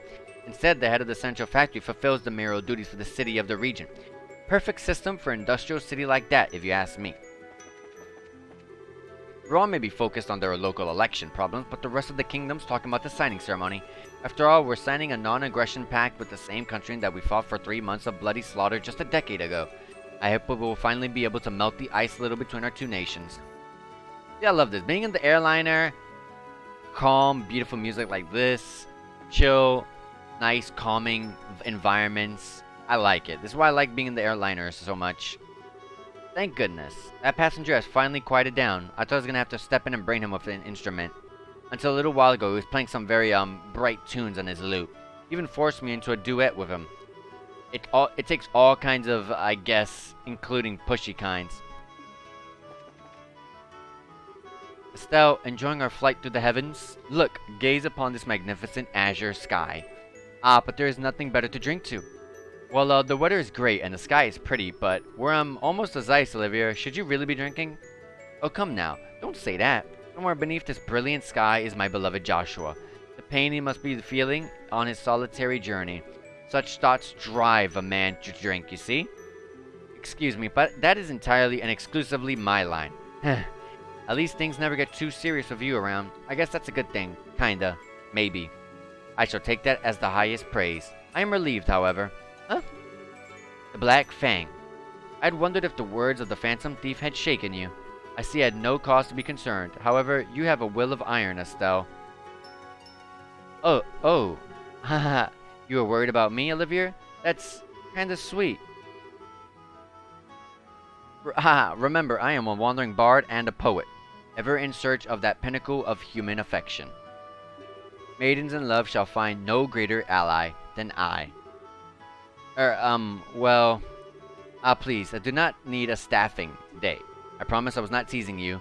I will actually find your relationship heartwarming. Those new clothes of yours, for example, you purchased them because you wished for Joshua to see you in them, yes? You look excellent in them, I must say. Thanks. What's with the embarrassing compliments all of a sudden? Besides, Sherry got me these clothes as a present. Joshua, well, maybe he'd like them. A little. What's with that look? Forgive me, that was just more than I expected. Let's leave that topic behind for a while then. Come, Estelle, I shall treat you to a legal cocktail. I guess it's a bit tempting, but we're nearly to Zeiss. Try not to drink the whole bar yourself, Olivier, or you'll pass out and miss our stop. Don't you worry. I only lose myself in drink when it is poured by a lovely lady. You realize that's not something to brag about, right? I was just letting people know I'm still streaming. Alright. So we spoke to Olivier. Anyone outside? This sucks. You can't see Leyston Fortress from here. I guess they wouldn't let a passenger ship near their airspace though, would they? Yeah, that'd be illegal. Hi Estelle. Taking a walk around the ship? Yeah, pretty much. Oh yeah, Chloe, what do you do when you need to get back to Grand Cell? Do you get the Royal Guard to fly you there? No, of course not. That would be a little obvious. I just use normal flights like anyone else.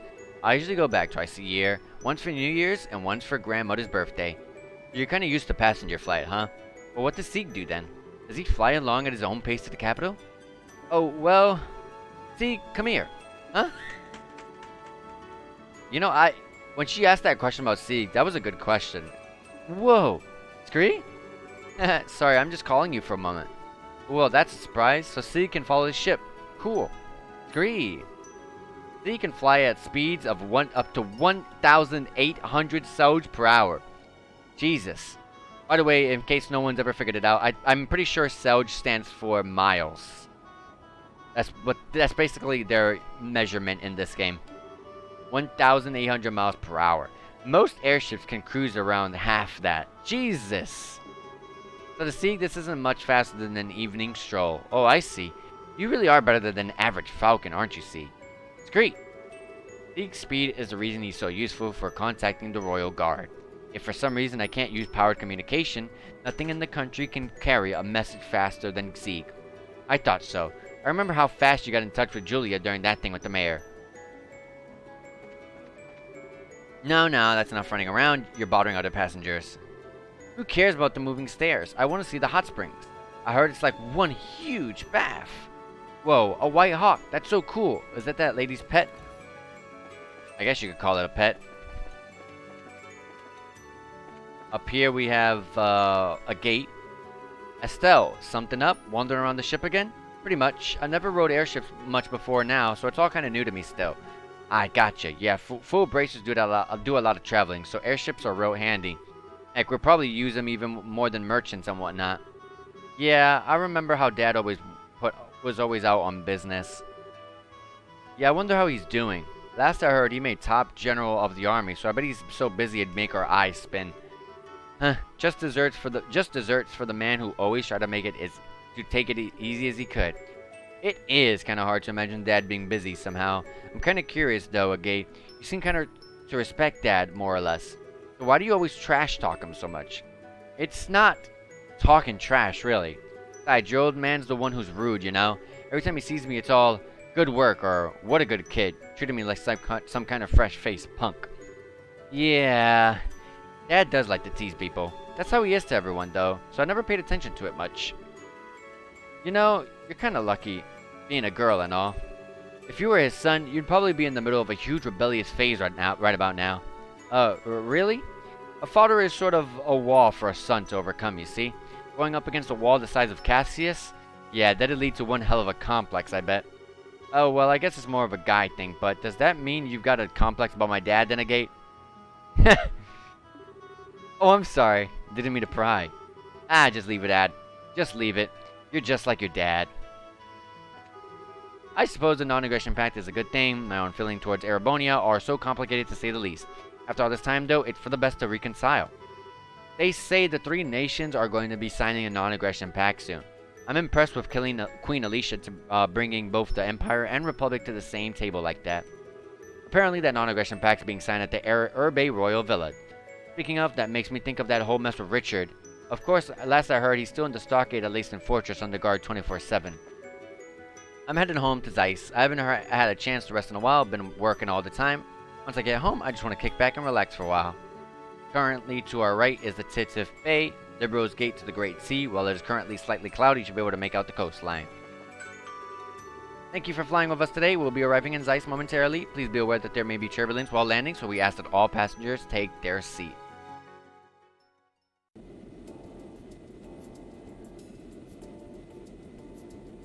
Hello, you beautiful person. Welcome, Neko Dave. How's it going?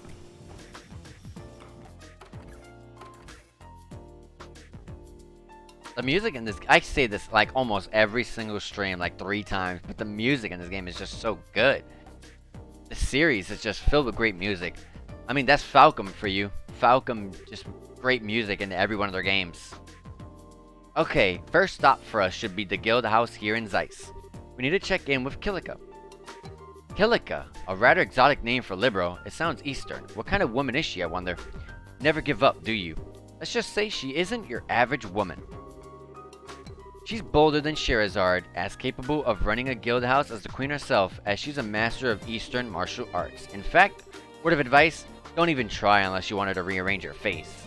Heh, now my interest is positively piqued. What are we waiting for then? Let us away to... Oh my gosh. What? Is this the fury of Kilika? Jesus. It's hard to read the text. Would you give it a rest already? It's an earthquake. Ah, help. The dock is gonna collapse. Run for your lives. Everyone, please calm down. Why does Gerald have a better text box? This is so hard to read. Yeah, I'm doing pretty good. We just got to Zeiss, starting chapter 2. So, yep. I can't wait to see what's going on and see what the heck is going on right here. The port is designed to endure high magnitude earthquakes. It can easily handle one this small. Small? Please don't panic. Small. He called that small. I couldn't even read the text box. Well, barely. It stopped. Phew. Thank Adios that that's over. Everyone, please come to reception in an orderly fashion and let's not panic. Oh man, it's been a while since I was in an earthquake. Hey, that was so cool. That was cool? You were screaming for help. That was cool? You were screaming for help. Well, that was a great way of getting welcome to Zeiss. It wasn't very strong, but attention, world. Please wait until I'm not on scaffolding before you shake again. Love, Estelle. I'll sign that letter too. It's rare for us to get an earthquake in Liberal, though. Really? Yeah. Well, I can't remember the last time I felt one. Let's get to the guild house and see what the damage is. That has to be something with, like, probably with the gospel or something. I don't feel like the earthquakes in this game are, like, natural. Especially that one. At least that one. Just a feeling, just a feeling. So there was no serious damage to the central factory. Thank goodness. The city has also remained calm for the most part. I believe there is little to worry on that front. Yes, I understand. Please continue to do what you can. Farewell. Your timing is quite serendipitous. Thank you for coming, Estelle. A gate. I imagine your welcome at the port was quite warm. Yeah, kinda. It's been a while, Kilika. And as usual, you already know everything that's happened. Good to see you again, Kilika. Likewise, I'm glad to see you here. And you too would be Olivia Lindheim and Her Highness Princess Claudia, I believe, or shall I say Miss Chloe Rintz. I'm Kilika. I handle reception here at the Zeiss branch of the guild. A pleasure to meet you two. No, the pleasure is ours. My word, but your beauty eclipses even what I expected. Madam, allow your humble servant, Olivia Lindheim, to improvise a song to... According to Jean, you've both officially registered as assistants, yes? Assistants are free to use the rest area upstairs, just as normal bracers do. Feel free to use it to relax for meetings, etc. Thank you. Yes, but if you wish to play your lute, you are welcome to play it upstairs. Do restrain yourself to reasonable limits, however, if you please. Yes, ma'am. Oh wow, I think Kilika might be even harder on Olivia than Shara. Right. Anyways, how are things looking in terms of work piled up? We do have some work posted, but nothing urgent at the moment. You're welcome to attend to it as you see fit. But, Huh? What's up, Kilika? You look like you're thinking about something. This is not a normal job, but a request from the guild. In your position as the group investigating into the Society of Ouroboros, I'd like you to check on something. Yeah, Kilika's great. Kilika is honestly my favorite guild master of them all. I mean, honestly, just because she's just really pretty. This is a bit sudden. I am also really interested in the eastern side of this entire nation, past liberal. It seems like it's like Asian over there. It's like Asia over there. Because like Zin was like fully like built out with Asian attire, just as Kilika was as well. So I'm actually kind of curious in that sort of side of the world of the Trails games. What do you mean? It's actually what you might expect. I want you to investigate that earthquake that just happened. Investigate the earthquake? You mean like go around asking about the damage? Well, sure, but what does... Well, yes, that as well. However, 3 days ago, a similar earthquake that occurred at the Wolf Fort. It lasted about 10 seconds, and the earthquake was not strong enough to cause any real damage. Just like the last quake we got. Great. There's one particularly odd point, however. The earthquake at Wolf Fort did not affect the city of Zeiss. Wait, huh? Well, that is strange. If I recall the map correctly, the Wolf Fort is not far from the city. An earthquake centered there should certainly have been felt here in the city, to at least a small extent. It was a weak quake, so it is possible that we simply did not notice.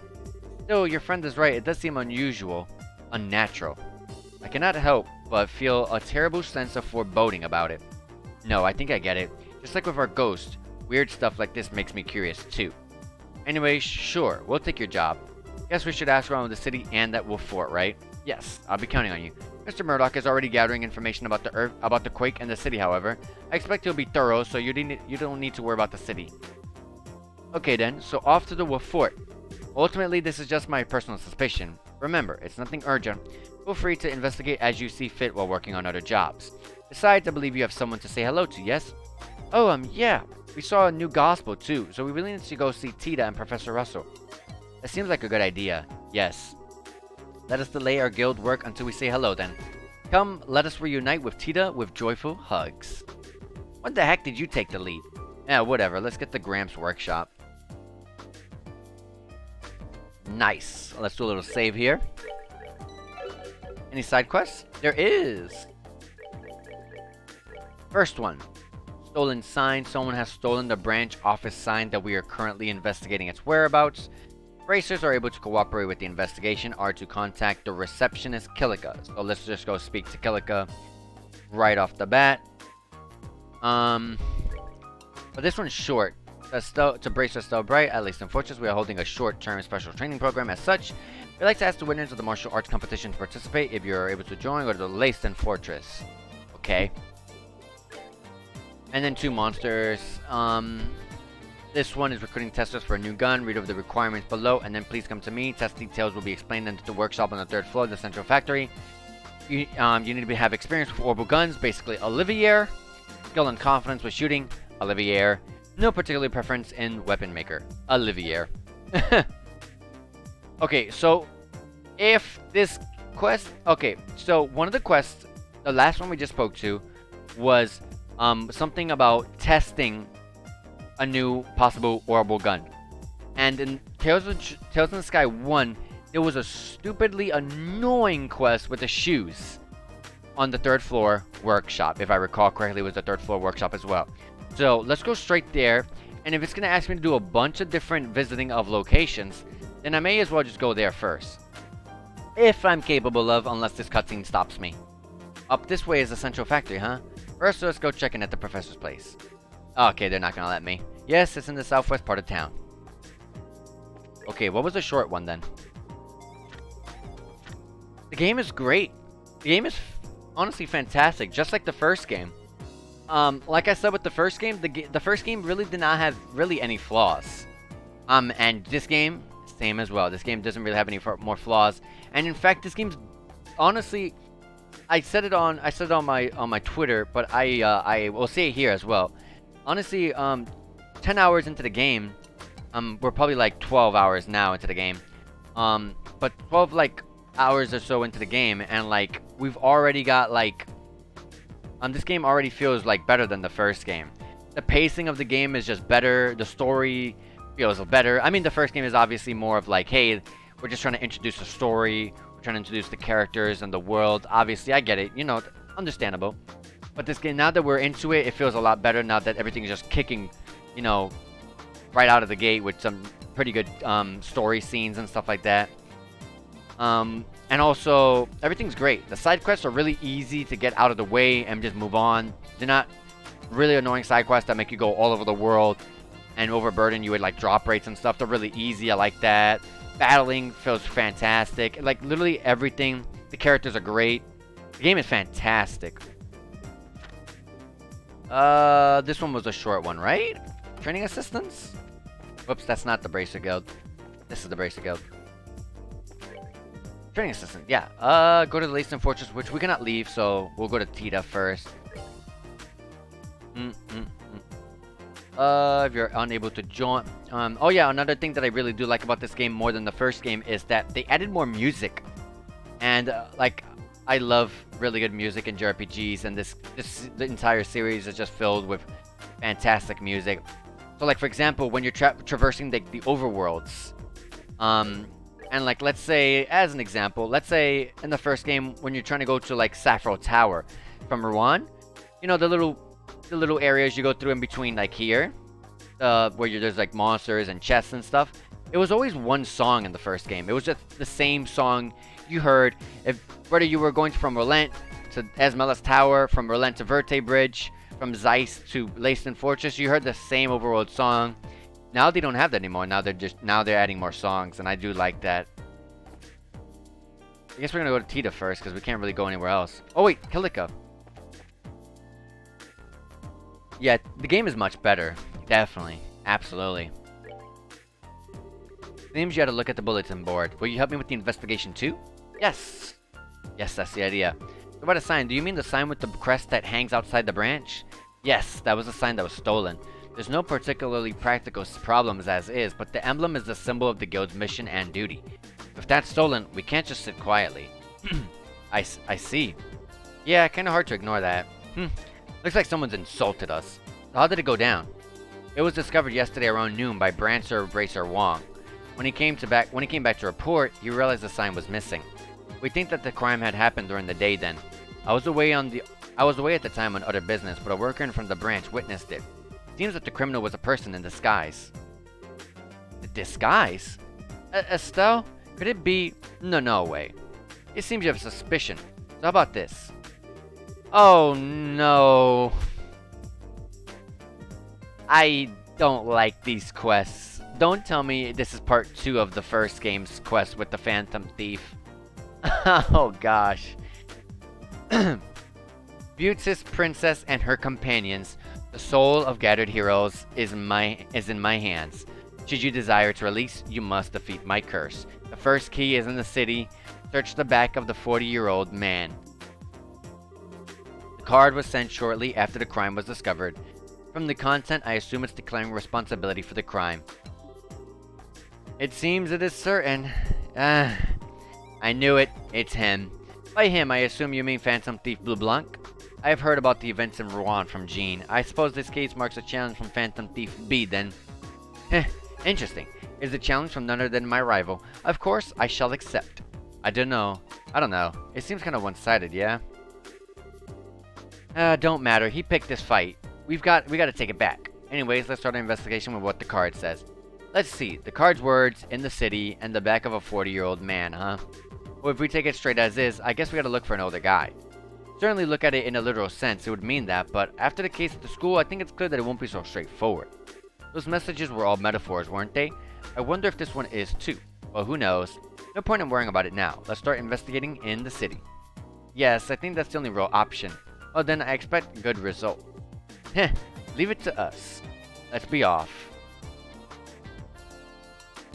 Yeah, riddles. Woohoo. Heh.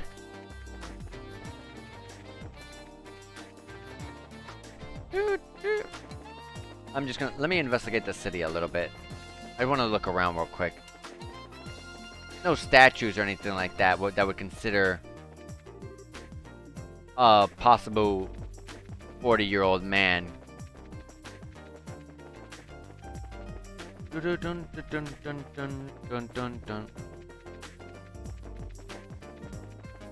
Not really any statues. I can't really visit the upper area just yet, but yeah.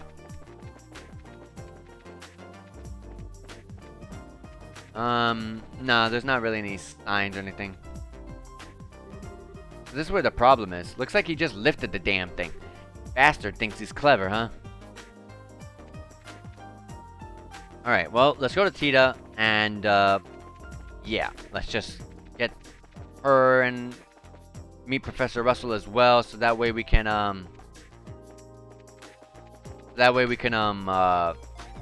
leave the city and, actually, be able to start the quests. Huh? Are Professor Russell and Tita even in? No one Russell, they might be at the central factory.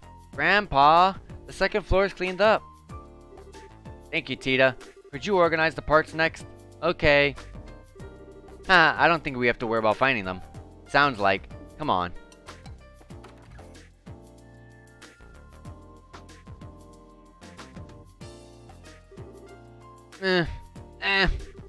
Yo, you doing alright, short stuff? Hey, thank you so much. I gotta wait for that to show up on the side.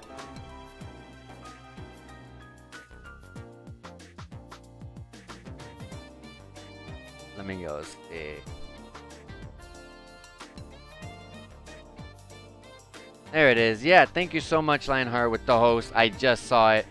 Sorry for the delay. I don't know. Hosts don't appear on the side for me. That's weird. I gotta go check on that after the stream. Thank you so much. Yeah, this game is absolutely awesome. So, thank you so much for the host. Honestly, we just started chapter 2. We're in Zeiss. We're reuniting with everyone. We're just gonna meet Tita and Professor Russell right now. And yeah, this game is fantastic. So thank you. Huh? A gate? Yay, you're back. Where you've been? I do believe my work is being disrupted by a big loud oaf with a sword the size of an airship. Jesus, I was butchering that sentence. I can always just stop visiting, you know. So good to see you two again. Place is a bit of a mess, though. Let me guess, that little shake-up knocked everything over, right? Yeah, sorry for the mess. Hi, everyone. What? Yeah, big sis Estella's here. Sorry, I haven't been in touch. Estelle, hello. Estelle! What? Tita, it's really you. I thought you were gone forever. Wait, hang on. Gone forever? I'd never do that. But, I heard Joshua ran away, and then you left the country. I thought I was never gonna see you again. Oh, Tita. I'm sorry, I shouldn't have left without saying anything. As I recall, Cassie sent you off to that bracer school in Lemon, didn't he? When did you get home? Nice. Just got to chapter 8 myself. Holy crap, there's definitely more than 4 chapters in this game, I see. Because in the first game, there was only 4 chapters. Long chapters, but 4 chapters. I got back just a little while ago. I was working in Rouen after getting back. I only just arrived in Zeiss. I see. Well, welcome back.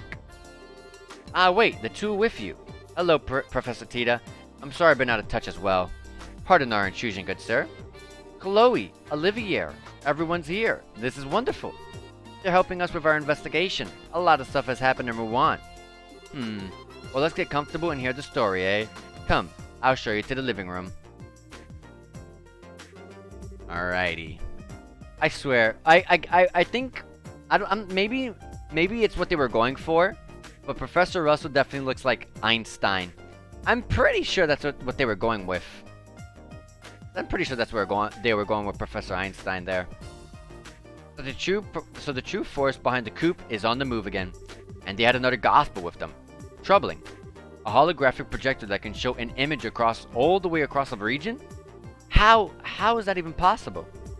While the concept of a projected holograph is nothing new, I've been kicking around ideas for pulling it off myself even, but a device that can project a lifelike three-dimensional image great distances away from its real origin point? I can scarcely even imagine the physics behind such a thing. That weirdo we fought said something about an experiment with a new gospel. It seemed bigger than the one from before, but it did not stop our orbits. Oh yeah, speaking of, how's the gospel we captured in the coup? Figure anything about it yet? About that, the more I investigated that little enigma, the stranger it gets. I'm actually very curious about that gospel. Stranger? Yes, let me start at the end actually. I am convinced the orbital shutdown phenomenon is not a function of the device itself. What? But that black orbment has stopped other orbments dead in their tracks. We've seen it, Professor. You've seen orbment stop in its presence. That isn't quite the same, my lady. No matter how I look at it, though, the quartz in the device simply cannot actually do that. It can certainly warp orbital fields. How it can do that, but suppress them? No. Warp orbital fields? Orbital fields refers to the electromagnetic field generated by an individual orbital device. With normal orbits, you can describe an orbital field by drawing its field lines, and those follow very specific rules. When Grandpa tested the gospel, though, its field didn't obey those rules at all. This is going a little bit above my pretty little head, I'm afraid. Yeah, afraid not much is registering. In layman's terms, it's warped orbital field that doesn't obey the laws of such things as we understand them. Regardless of that, though, ultimately, an orbital field amounts to nothing more than orbital energy in an area. Unless you were to apply very specific directions and purpose to them, you shouldn't get the orbital shutdown phenomenon effect regardless. To be honest, I'd been utterly stuck on this, but with your report of this holographic business, I may have an idea. Thank you for letting me know. Well, I'm not sure how that was useful, but you're welcome? The Royal Army ought to have possession of the hologram thing the enemy was using. If you want to have a look, get in touch with them. I may just do that. Speaking of which, what are you going to be up to now? Will you be working in Zeiss for a while? Oh yeah, about that. Estelle explained the situation concerning the guild's request to investigate the earthquakes. So Kellica thinks the earthquakes, Well, it is true that earthquakes are rare here in Liberal. She is correct about the earthquake at the Wolf Fort. 3 days ago. I think Miss Kellica is right. I don't remember Zeiss getting any tremors at all.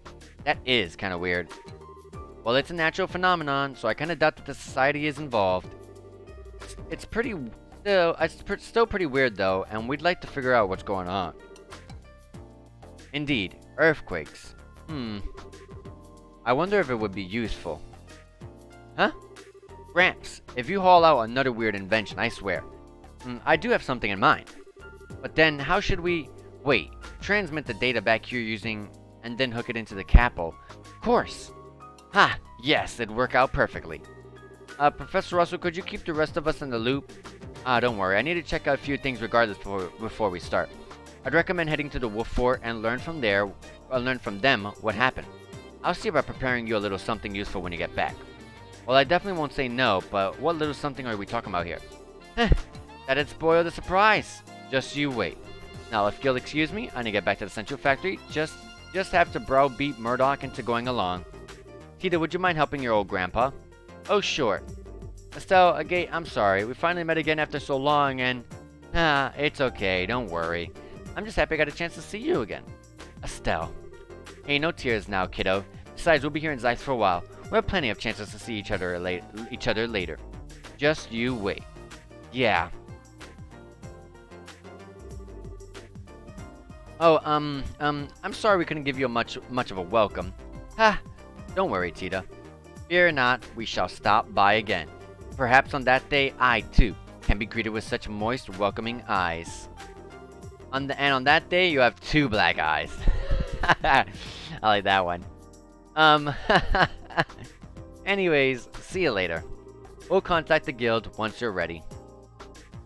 Yeah, Tita is a cutie. She's honestly, in terms of gameplay, she's one of my favorite party members to play in battle. And in general, she's one of my favorite characters in the game. Like my favorite characters in the game are Olivier and Josette. Those are like my two favorites.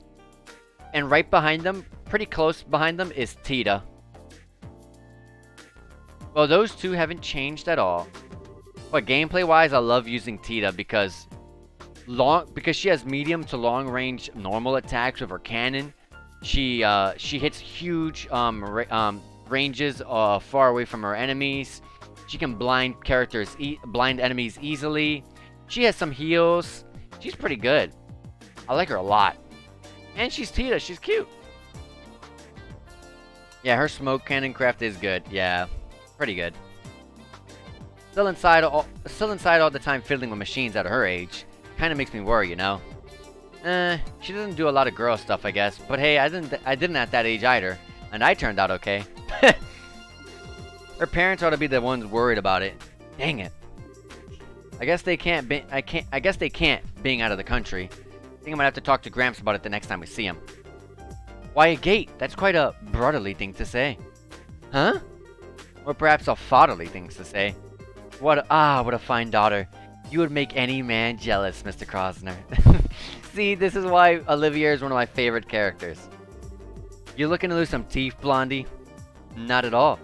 Indeed, I do envy your bond with that girl. To be honest, I understand what Olivier means. She's just the kind of girl you wish was your little sister. I envy you, Estelle. Hey, Chloe, cut it out. Well, don't worry. Everyone will ought to know her soon enough. Everyone will get to know her soon enough. Except for Olivier, maybe. Estelle. An arrow. My heart. Oh, I can't keep up with this. Let's get the show on the road, huh? You're right, we should. So let's make our way over to the Wolf Fort while we work on those other jobs. Alright. I pray because that was a short-term request that I did not fail. But first, let's do some shopping. Right off the bat, we got a cat suit, but it's not that great.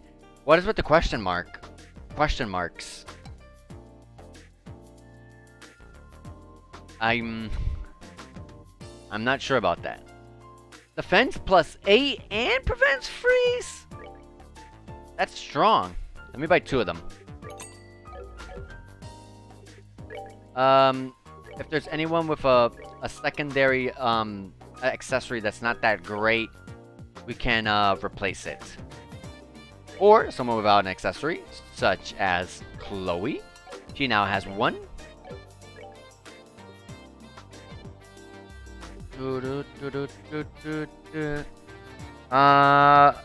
Freeze is much more annoying than poison.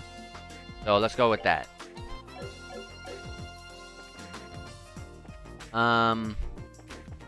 Racer Guild, please. I hope I didn't fail the quest for talking with them. Thank goodness. Or I guess in terms of this game, thank Adios, right? Where is the shop to this game? I know the chapel's here. I know the hotel's back here. Where's the shopping place? General goods, arms and guards. Here we go. Shop. We have a bunch of stuff to sell, by the way. So let me make sure that these rods are. I know I bought a lot. Oh yeah, definitely weaker. You can sell that. Sell this. Sell that. Sell this. Sell these. Whoops. Sell this. And sell that. And with that, this impact rod is same strength, but 1 less range. I'd rather not have to deal with that. It's weaker. Air glaive, which is Shara's weapon. We don't have her in the party, so we're not gonna buy that. Grey Wolf for Olivier. Buy that new gun for Olivier. A new rapier for Chloe. Buy that. And for a gate, a powerful weapon. Holy crap, I saw that's a big difference in strength from 395 to 416 there. Not gonna buy anything for Tita, because if she never joins the party, then I don't know if she's gonna ever join the party, so there's no reason to. Well, we can buy this for Estelle. The differences for everyone else. This is a massive jump for Chloe. It's to the point that I'll grab another one for Chloe. I will leave a gate and Olivia alone on that in that front. The shoes, though, massively increase a gate. A gate and Olivia for sure. In terms of stuff for Chloe, definitely. So one for Chloe. Not because to be honest, the agility, movement, and speed decreases not even much. And then I would say the same thing for Estelle, but it's only a 5 defense increase for Estelle, so I don't need to worry about her with that. And for accessories, we are fine. So let's go ahead and start equipping stuff. Hey, 50 Mirror Gaming, thank you so much. Thank you so much. Thank you for welcoming to the World of Trails. It's great to be here. I said she's gonna go without the shoes. So from 140 strength claymore weapon to a 160. So 20 points. I almost had 200. 20 points extra of strength for a gate. I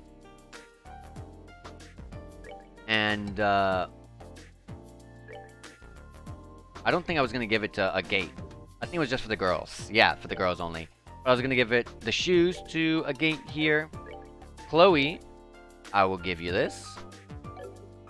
Chloe's gonna change for her saber, 130 saber to 150 saber, so 20 points extra. Give this to Chloe as well. Olivier got a new gun from 130 range 4. 150 range 4, so just 20 extra strength. So everyone got 20 extra strength. And new shoes for you. And with that, we can sell what we just gave up.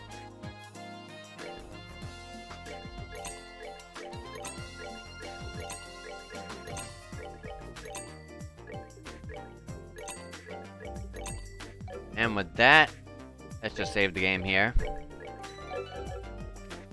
And we're going to start with the first side quest we're going to start with is the short-term one, which we are going to the Leyston Fortress. It was the upper corner, I remember. So we're going to exit out from this hand side right here. And let's just go to the way there. Let's see how much of an increase in XP and stuff that these guys give.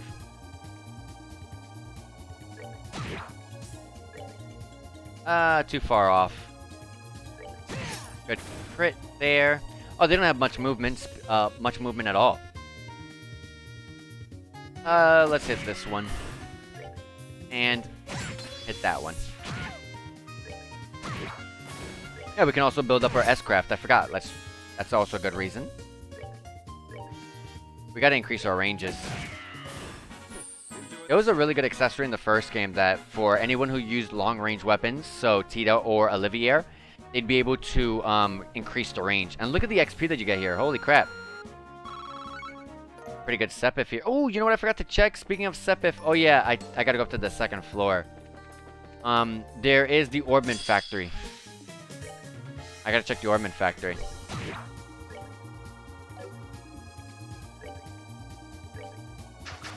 Ooh, okay, he does have range. I was like, let me not move a gate too far up, so that way, if it decides to try to aim for someone else, it won't reach. But that knocked everything I had planned out. I don't think Chloe and Olivia are strong enough to take that out. Yeah, definitely not. You want to use magic against this enemy here.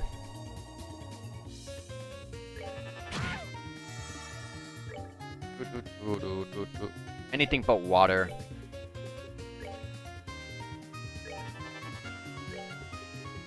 And with that,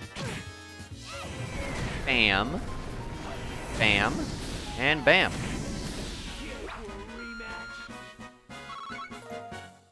Those enemies don't give much XP. Exactly. The overworld, I was talking about it earlier. The overworld music is fantastic. Just like the rest of the music of the game. Let's focus. Holy crap. 975. Holy crap, it's a 4,000. That's why. Let me just finish you off, because you're dying.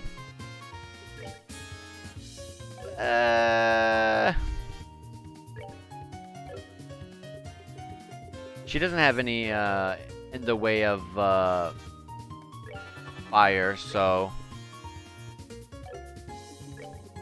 flare arrow. She doesn't have fire either.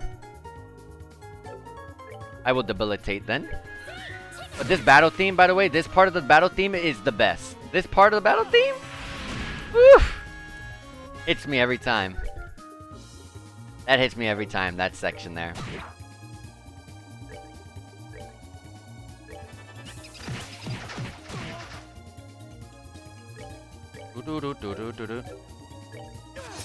Oh my gosh. It ran!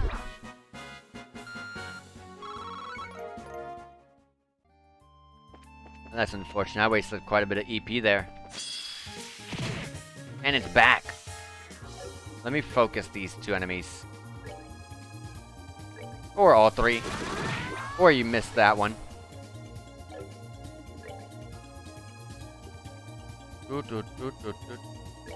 Let's try to prevent you from running as best as I can. I'm gonna delay you. Or I can miss.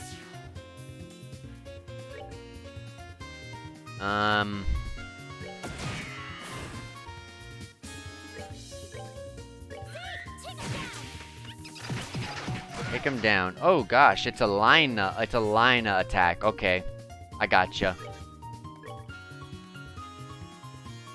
I might end up getting Olivia killed. Olivia, I want you to happy trigger here.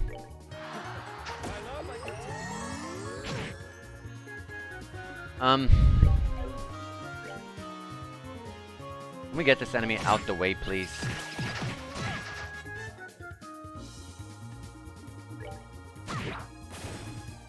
Alright. Now, let's try to delay you. There you go. Throw some fire at you. Good stuff.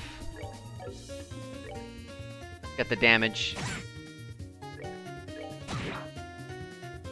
Slightly out my range. Just don't run, please. Don't run. Yes. Nice. Olivia leveled up. And bam. I accidentally made Olivia weak in its hits before because he had a talisman on that was weak against most creatures. Oh no. I really prefer the talismans in this game. I felt like the talismans in the first game were pretty straightforward. A lot of them were preventing like status afflictions, which are normal. That's normal in any JRPG. But then it was like, besides that, it was just being, you know, a certain element, and then that was it.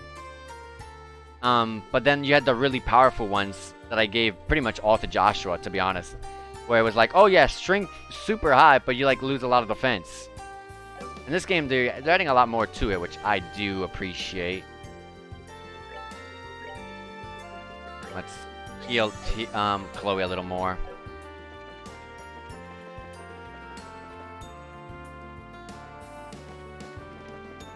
Ooh.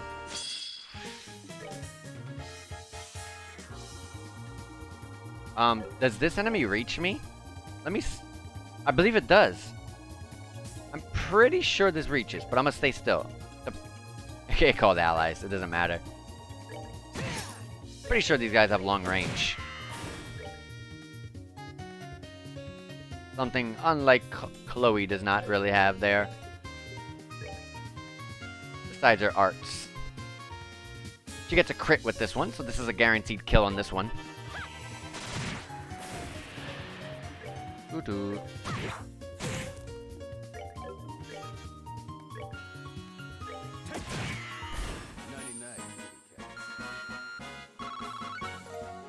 Woohoo!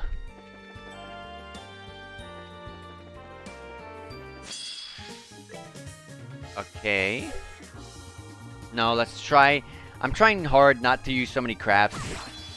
Because I do want to, I really want to hold, so we can get our S crafts.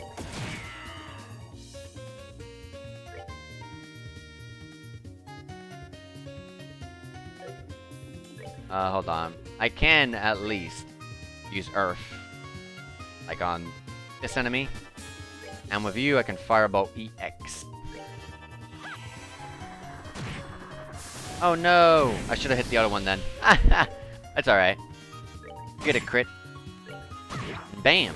Those guys have a bit of physical resistance there. Chloe leveled up. Good, she's almost caught up. She was like 3 levels below us. I see you there.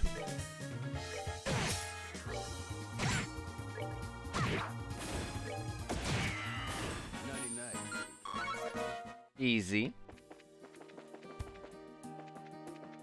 Laceden Fortress. You gotta go to the Soldat Army Road.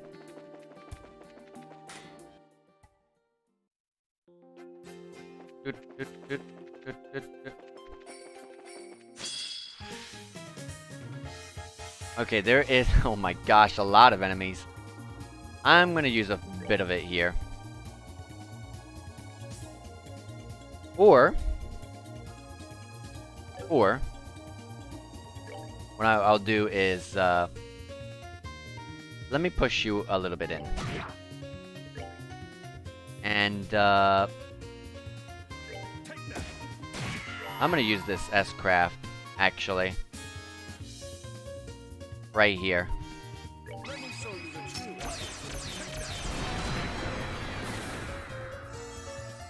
Maybe those guys don't have long range. I could have sworn these guys could hit from far. Anyways, we have this creepy sheep. Funny name. Take it out. Because the closest enemies to us are not really close to anyone, but apparently they were close enough to Estelle to hit her. Who's low? Because Chloe does not hit hard. Or 604, I guess she hits pretty decently against these guys. Ooh. You're over there. May as well just hit that one, hit that one. Hit this one. Finish this one off. Bam. A gate and Estelle leveled up. A chest here. You got perilous meatballs. This is something that they added that's pretty cool to the game. Attacking items. Even though there wasn't anything in the chest, opening it showered you with confetti. Yay.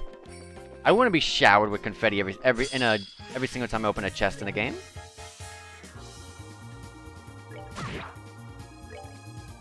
I guess I should have aimed for the middle one.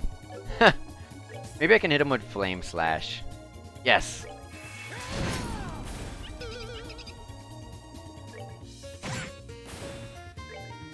So close.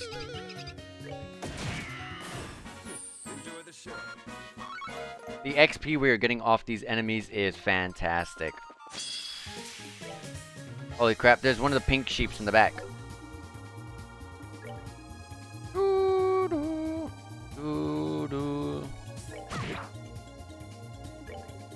Flare arrow on the back. Firebolt on the back. And Chimefer the back. Take him down, Sieg.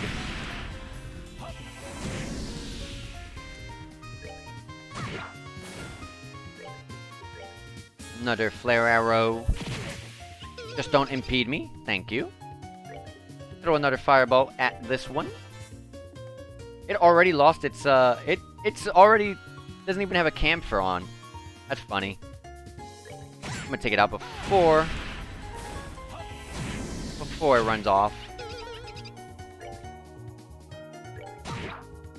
This song is so good.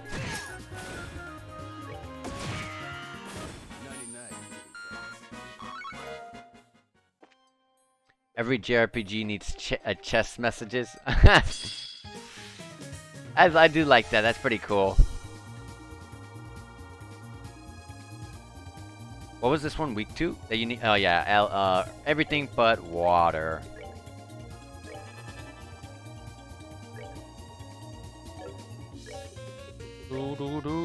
This should take it down. I don't even need to use that strong one. Just use Stone Hammer.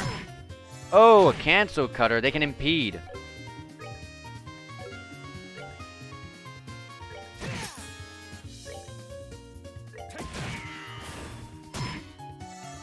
Not fun.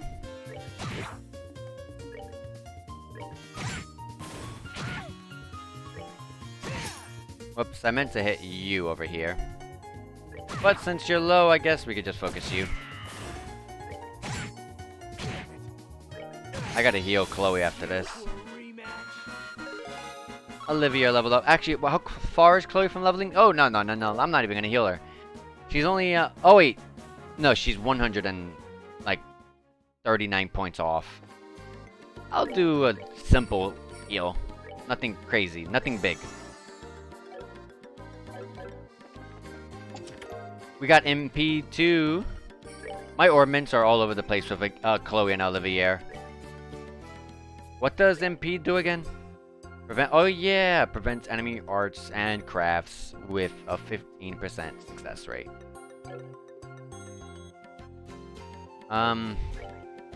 Doesn't someone on the team focus wind? I could have sworn someone focused wind on that team. Oh, it was Anna Lace that focused wind. That's right. I mean, a gate would be nice to have that on, but he focuses pretty heavy on fire. I do need to fix this all up. It's pretty awful.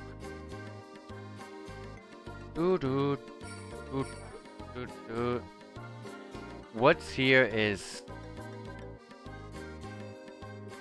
I don't really think you need this impede one.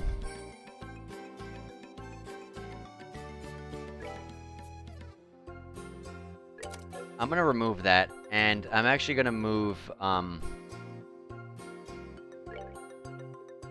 it, move the, impede to here, and just put this down here. Just for now. He mainly, he's the one who does the physicals more often than others, so I think giving him that is better.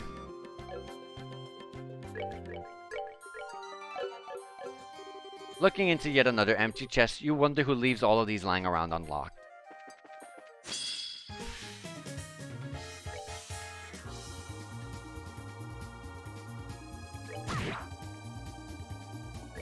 I will sniper shot here. Wait. Quick draw. Yeah.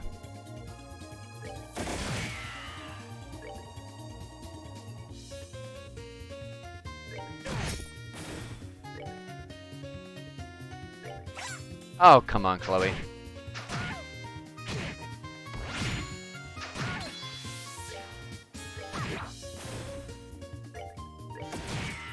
And... don't miss. Thank you. Nicely done. Chloe is literally about to level up. Literally in the next fight. So, literally, just throw her heals. Just use her heals. Just cap everyone off.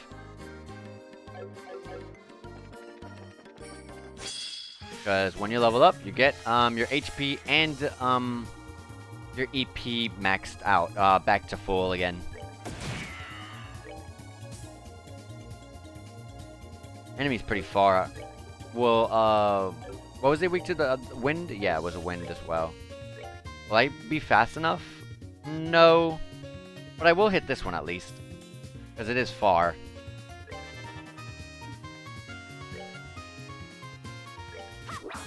Wow, good stuff.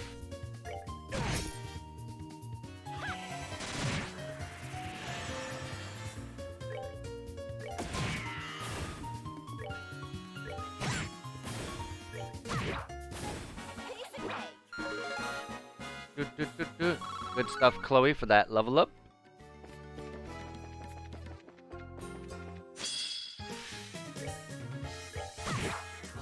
Mm.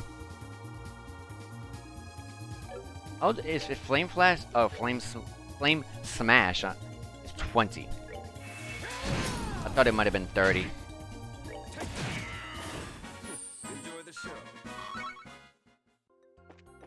And the final chest before we get there. I'm pretty sure that's the final chest. Unless there's, I think there's another loading screen actually from there to here.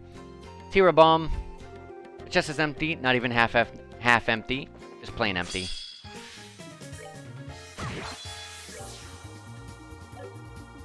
They're weak to fire. Yes, they are. Firebolt EX. And let me not make the same mistake I did last time. If we're gonna attack one, focus the side ones. Push that one a little bit.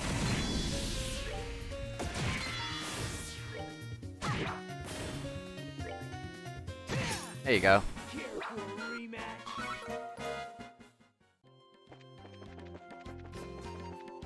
Yeah, there is. I remember there being another loading screen here. Do do do do do.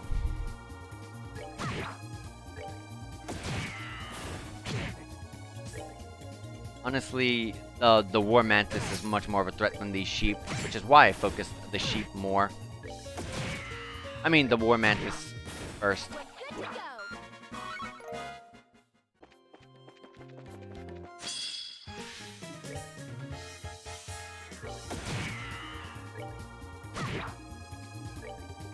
Oh, I don't have enough.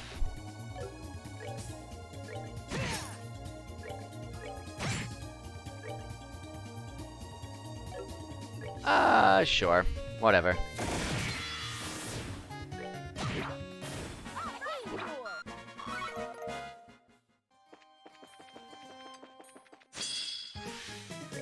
These are grasshoppers. Okay. This is where I'll definitely quick draw. There's a lot of enemies.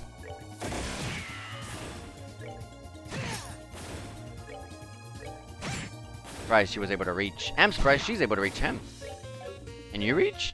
Wow. Wow. Okay, surprising me with all the ranges of all my teammates right here.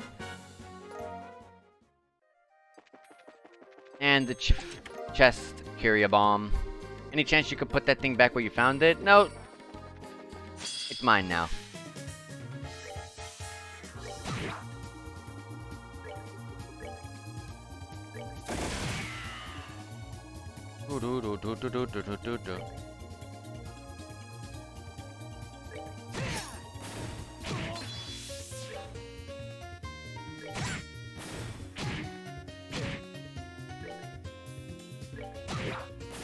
All right.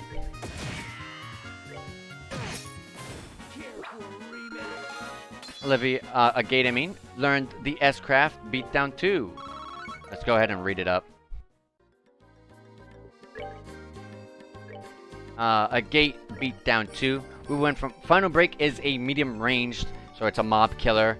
And obviously Beatdown is the boss killer. I prefer boss killing moves. And I have Olivia there for the mob kills. So, yeah.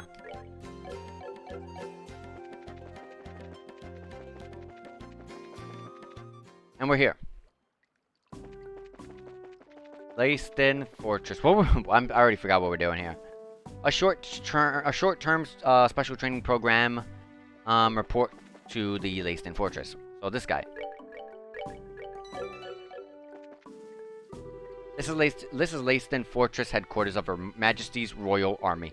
Civilians are currently barred from entry. Oh, but we're here about the request that you posted here on the guild board. Yeah, the one about special training or something. Ain't you heard from your officers about that? Ah, that, yes. Command did say something about that, now that you mention it. Not even a soldier, and they've roped you into helping with the training, huh? I certainly don't envy you. Well, it's part of the job. Anyways, could you get whoever's in charge? Certainly, but are you sure you're ready? Ready? What do you mean? We've been engaged in rigorous training program for some time now, with no significant rest breaks. They're probably going to toss you into the meat grinder as soon as you go in. So if you need to change equipment or get anything, you should take care of that now, before going in. I see. Okay. Can we get a little bit of time then? Good idea. Could you wait a bit? Not a problem. Once you're ready, just say the word and I'll let you in. Alright, I think I'm good. You folks ready? Yeah. Alright then, let me get the training command. Let me get the training command. Well, never mind. Here he is now, sir. Huh?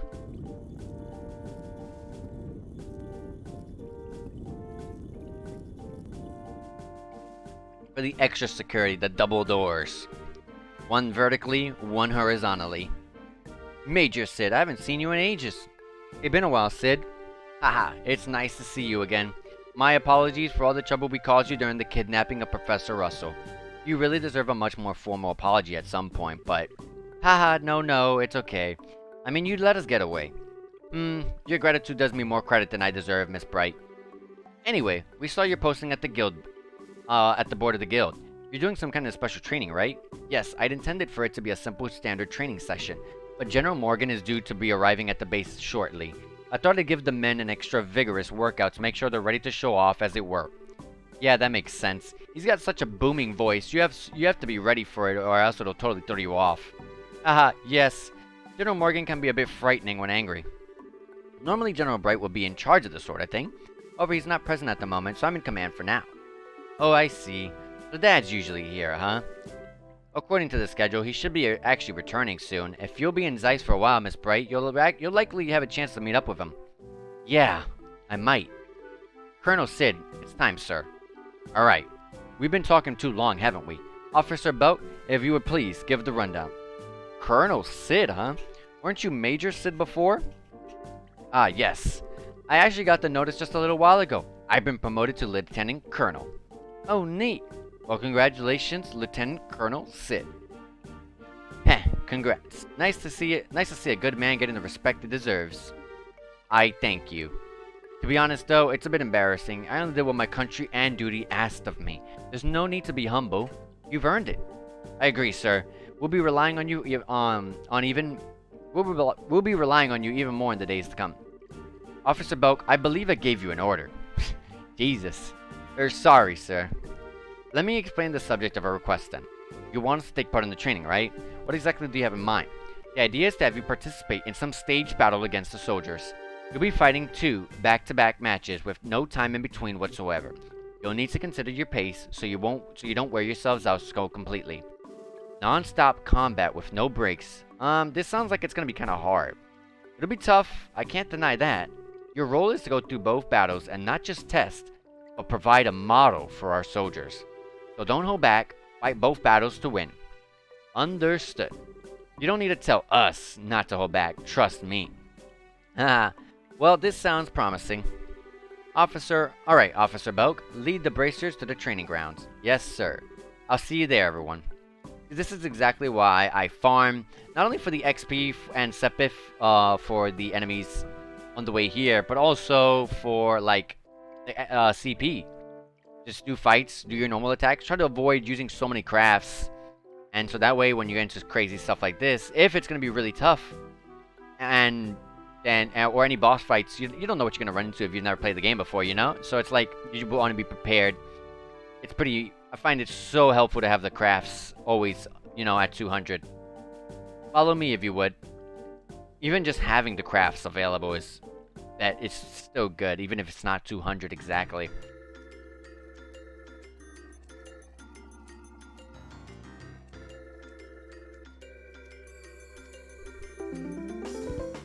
Hey, Neko Dave, thank you so much for the follow. Thank you so much. This is kinda weirdly nostalgic, huh? Yeah, we ain't been here since, then.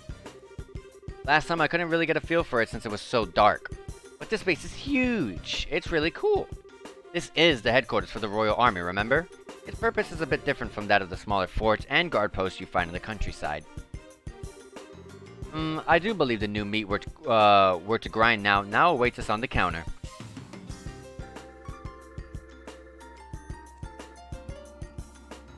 Cute little Estelle emote. I like it.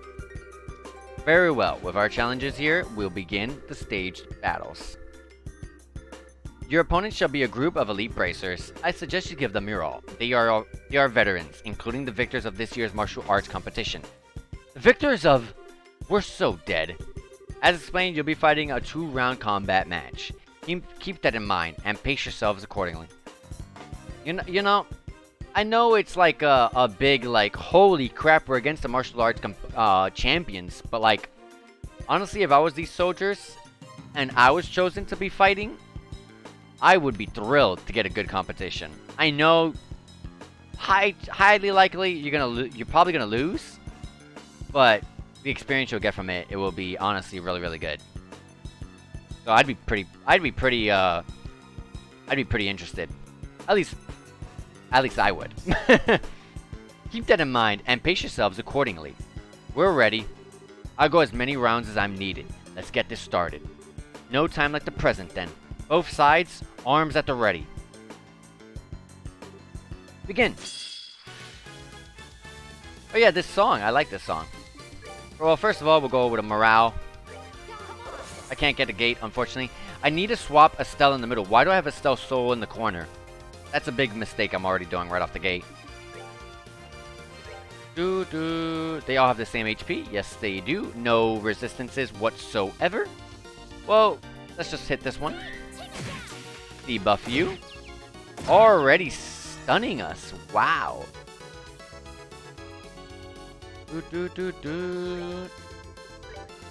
Well, if I have the opportunity to use this, I may as well, because you guys are all so grouped up so nicely for me.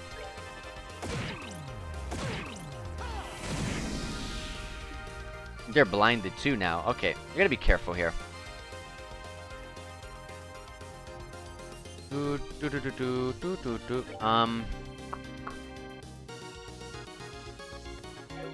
wish I had Lacuria. I unfortunately do not have that yet. Or Lacuria, I guess that's the proper way of saying it, Lacuria. AoE status cure. This was the song that I played in the tournament, and I love this song. I'm just gonna go running in with a true hurricane. Let's be wild. Let's be wild.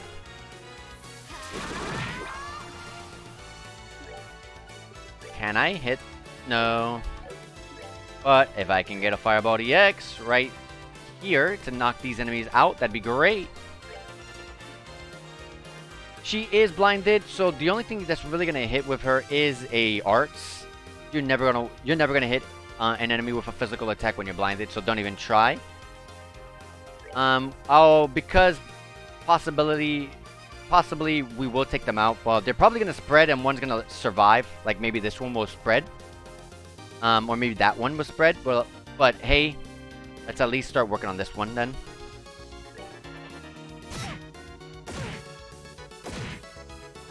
Yeah, that one spread as I thought.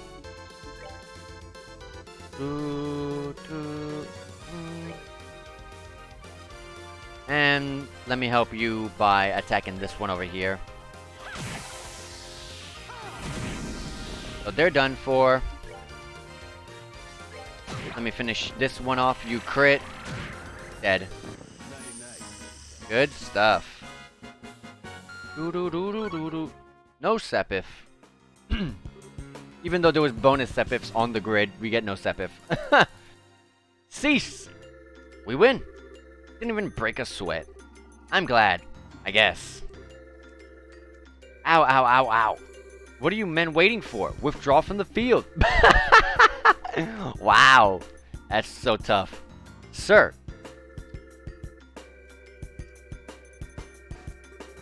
Next. Officer Belt. Sir.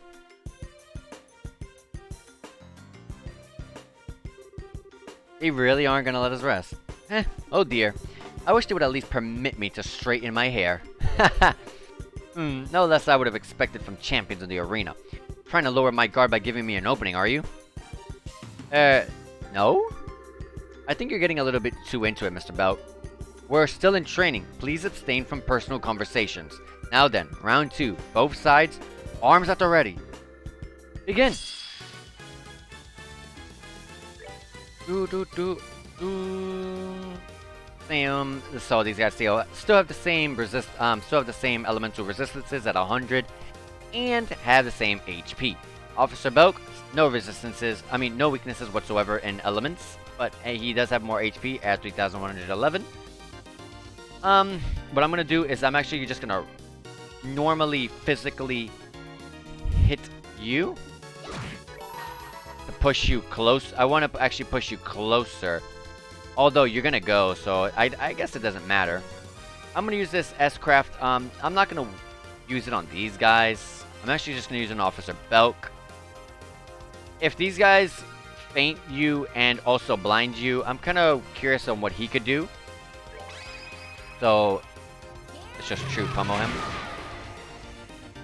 Hey, and he's stuck close to his buddy over there. I like to see it. I like to see it. I'm gonna use this. And instantly, S-Craft. Wow, you missed. Well, we can at least take out Officer Belt.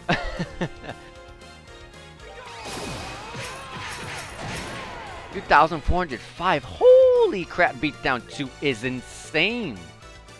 We are definitely making sure that, we're definitely going to make sure that we use that on a more potent enemy next time instead of someone with just 900.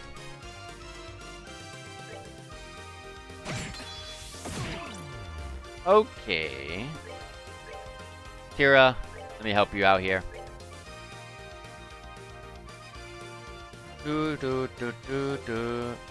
Yeah, I think we're fine. I know this is AoE and stuff, but I'm gonna use this to attack this guy, and this enemy is really far away. I should be able to take it out, right? Yes, he is. Get the cure in there, the nice little heal. Do whatever measly damage you're gonna do. Finish you off. And Estelle's gonna reach, and she should. Wow, one off. It's alright. And with that, we rule, exactly. We got 2 level ups on that fight. Cease! Another victory for us, eh? Yeah, somehow. We've lost. Officer Boat, can you still fight? Sir? Yes. Yes, sir. Good, then get ready. Yes, sir.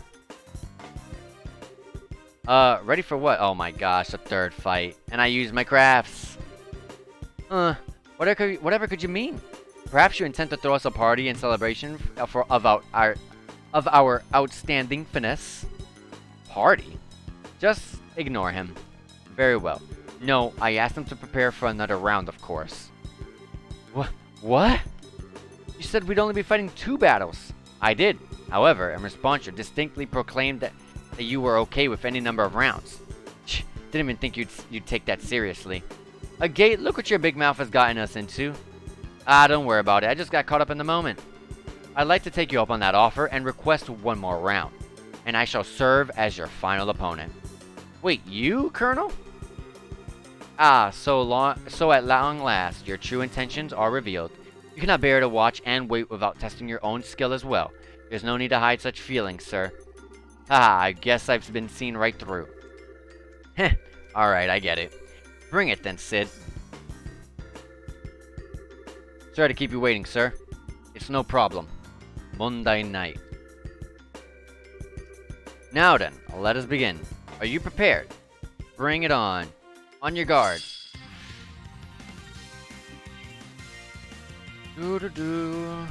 No one's really close to their S-Craft. Do we really need it? Chloe's is right there. 9,000 XP, almost 10,000. I'd rather take these grunts out. I'm tired of getting fainted and blinded.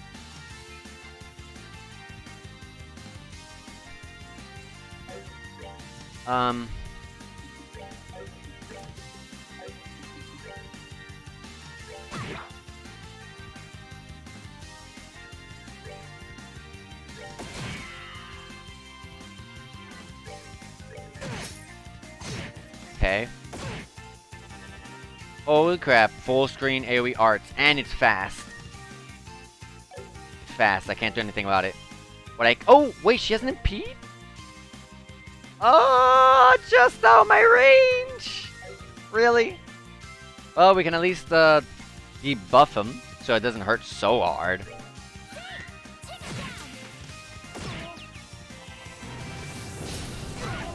Holy crap! Well, there goes the plan of using her S-Craft if we run into some trouble.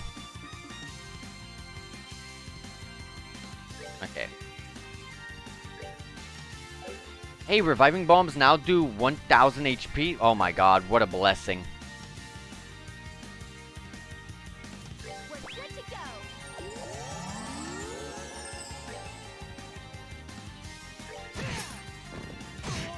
They all have strength ups.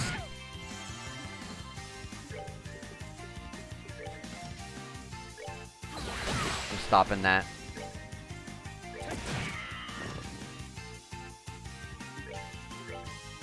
I'm gonna tier bomb her.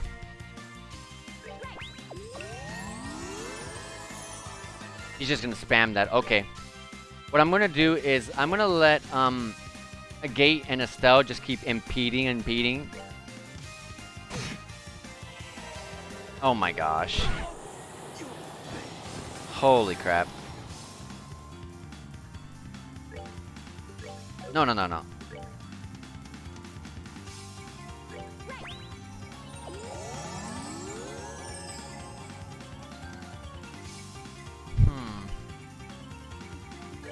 Much HP? Oh, full HP.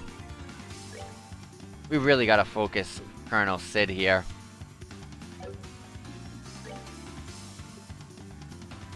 I'm gonna mute you. You resist mute? Wow, that's nasty. And you delayed me. That's nasty. How fast are you? Oh, you're fast enough.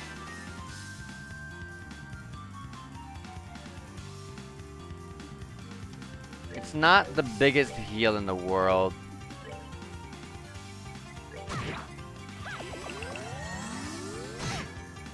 I guess for now it will do.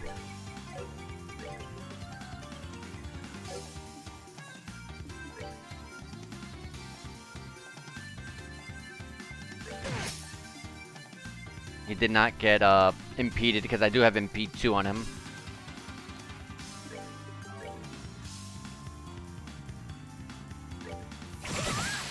Good stuff. Thank you for not missing. Holy crap, that crit to kill me and killed me. Ah, it's getting to this point. It's getting to this point. What is the food that we have?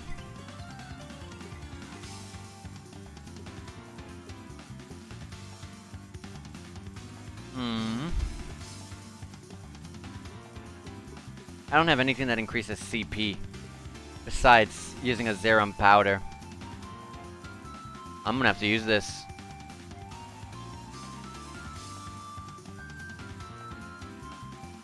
They have forced my hand. I'm using this. But it's a single target though.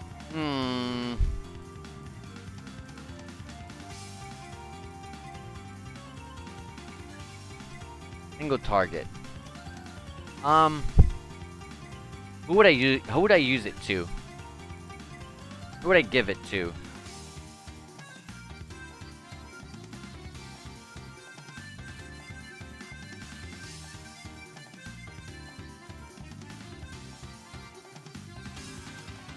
I would give it to Estelle, I guess.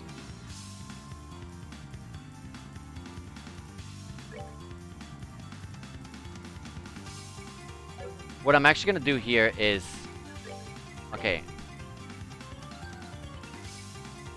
She is 2 spaces away from Estelle. So if this item range is 2 spaces, Chloe's gonna be in range to heal her. So, dang, I don't have a Tira Bomb. I thought I did. I do have some good foods though. I'm gonna use this. Just heal yourself. You do get a heal there, which is great. Yep, just barely in range, as I said.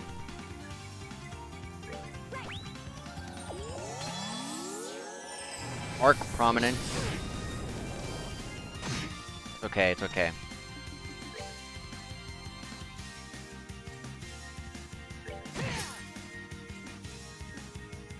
I do need her to start using some Latiers.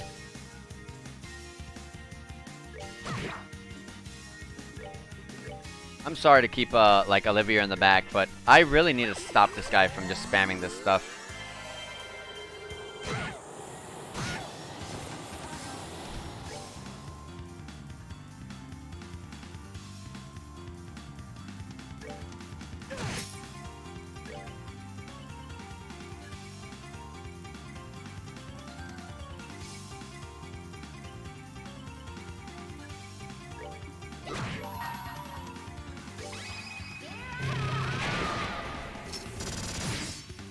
Oh my gosh. Why did he crit? The I can Celestial Bomb like Chloe or Estelle, but like, how much longer will I go? How much longer will I go? I'm dead here. I'm gonna just take this. This is probably like scripted that you're supposed to like lose here. And to be honest, I can't really do much.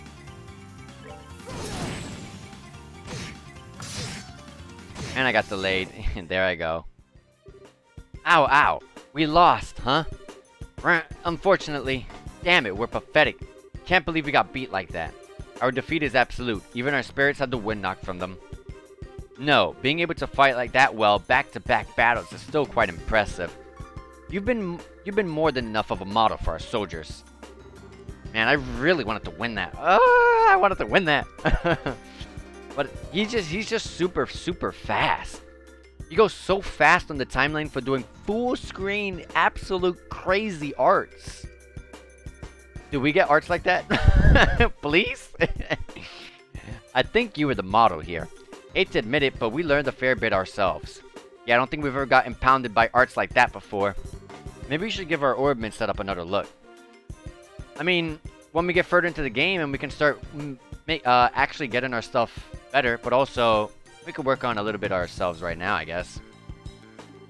Let me get back to Zeiss at least. If you too learn something from this, that makes it all worthwhile. True power doesn't stem from the technique itself, after all, but from how you use it. This goes for arts and crafts alike. Excellent advice.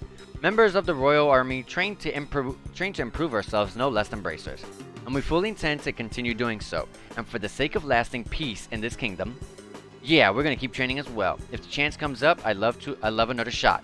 I'd be okay with that too. You have my word that you will have that chance. Thank you. I pray we have that chance. I wanna win. This concludes our training then. Good work, men. Quest training assistance has been completed.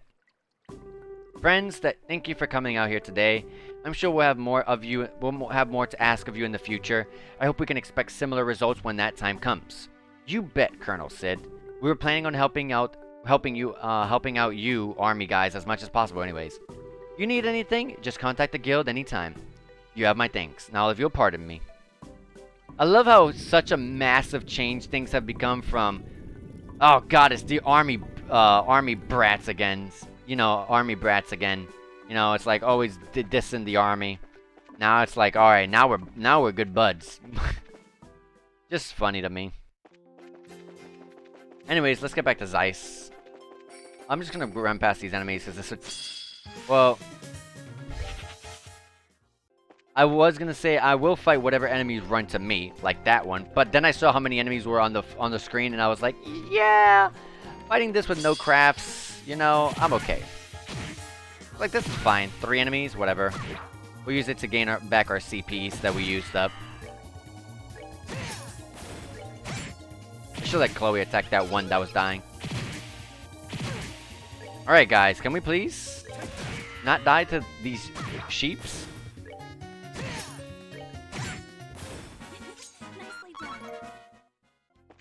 I gotta heal with 2 hits off these sheeps. Oh, I forgot. Let me fix this battle position. So, swap them 2.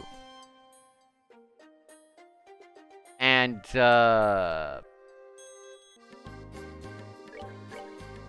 believe this is better.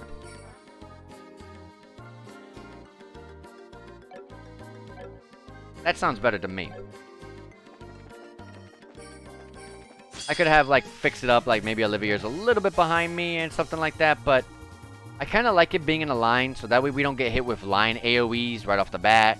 We also, if they're gonna do a if they're gonna do a small ranged AoE, they'll at least hit only 2 of us, and not like 3 or 4 of us. That's the reason I like the line formation so much.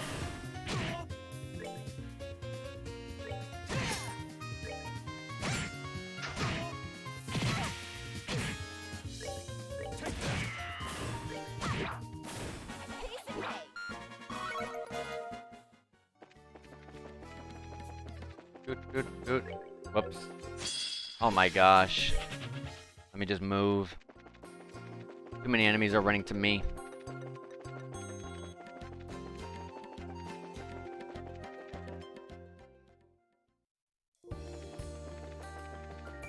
Alright, Zeiss on the right here.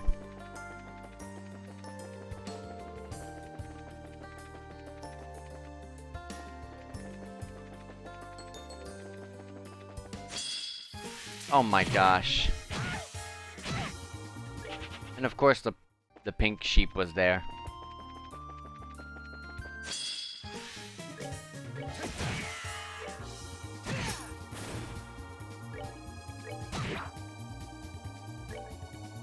All the allies.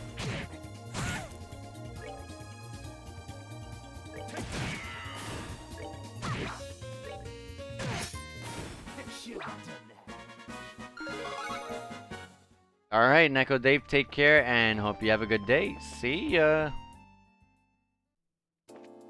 Dude. I was actually gonna do the same thing myself and a little bit. How much does the hotel here cost? Please don't be 200. 200? Ah, you got me, sure. Sure. These prices are getting outrageous. Let's report in. 3 BP and I couldn't. It went so fast. How much mirror did we get? 2,500. Okay. Where is? It's on the 2nd floor. I remember. What I'm gonna do is. I'm gonna save the game here, and I'm actually gonna cut it for now because it's about to be 3 hours in, and I'm actually getting pretty hungry here. So anyways, guys, thank you guys for all being here. Thank you so much for the host. Thank you so much for the follows today, guys. I appreciate that greatly.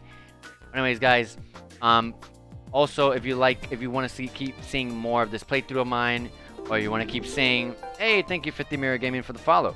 As I was just about to say, if you want to keep seeing more playthroughs of me, or you want to keep seeing more of this playthrough in particular, whatever your choice, you can follow me here on Twitch, and you can that way you can keep seeing more and see when I'm I'm live. Jesus, I can't speak. And if you want, you can follow on Twitter if you'd like, if that's sort of your thing. And if you want also your sort of thing, you can subscribe to the YouTube, because literally as soon as the stream goes down, I throw the stream straight to the YouTube. So that way, if you miss something or you want to see a previous playthrough, it's all there. Anyways, guys, take care now and see ya. See ya, 50 Mira. Take care. Have a good one. Bye.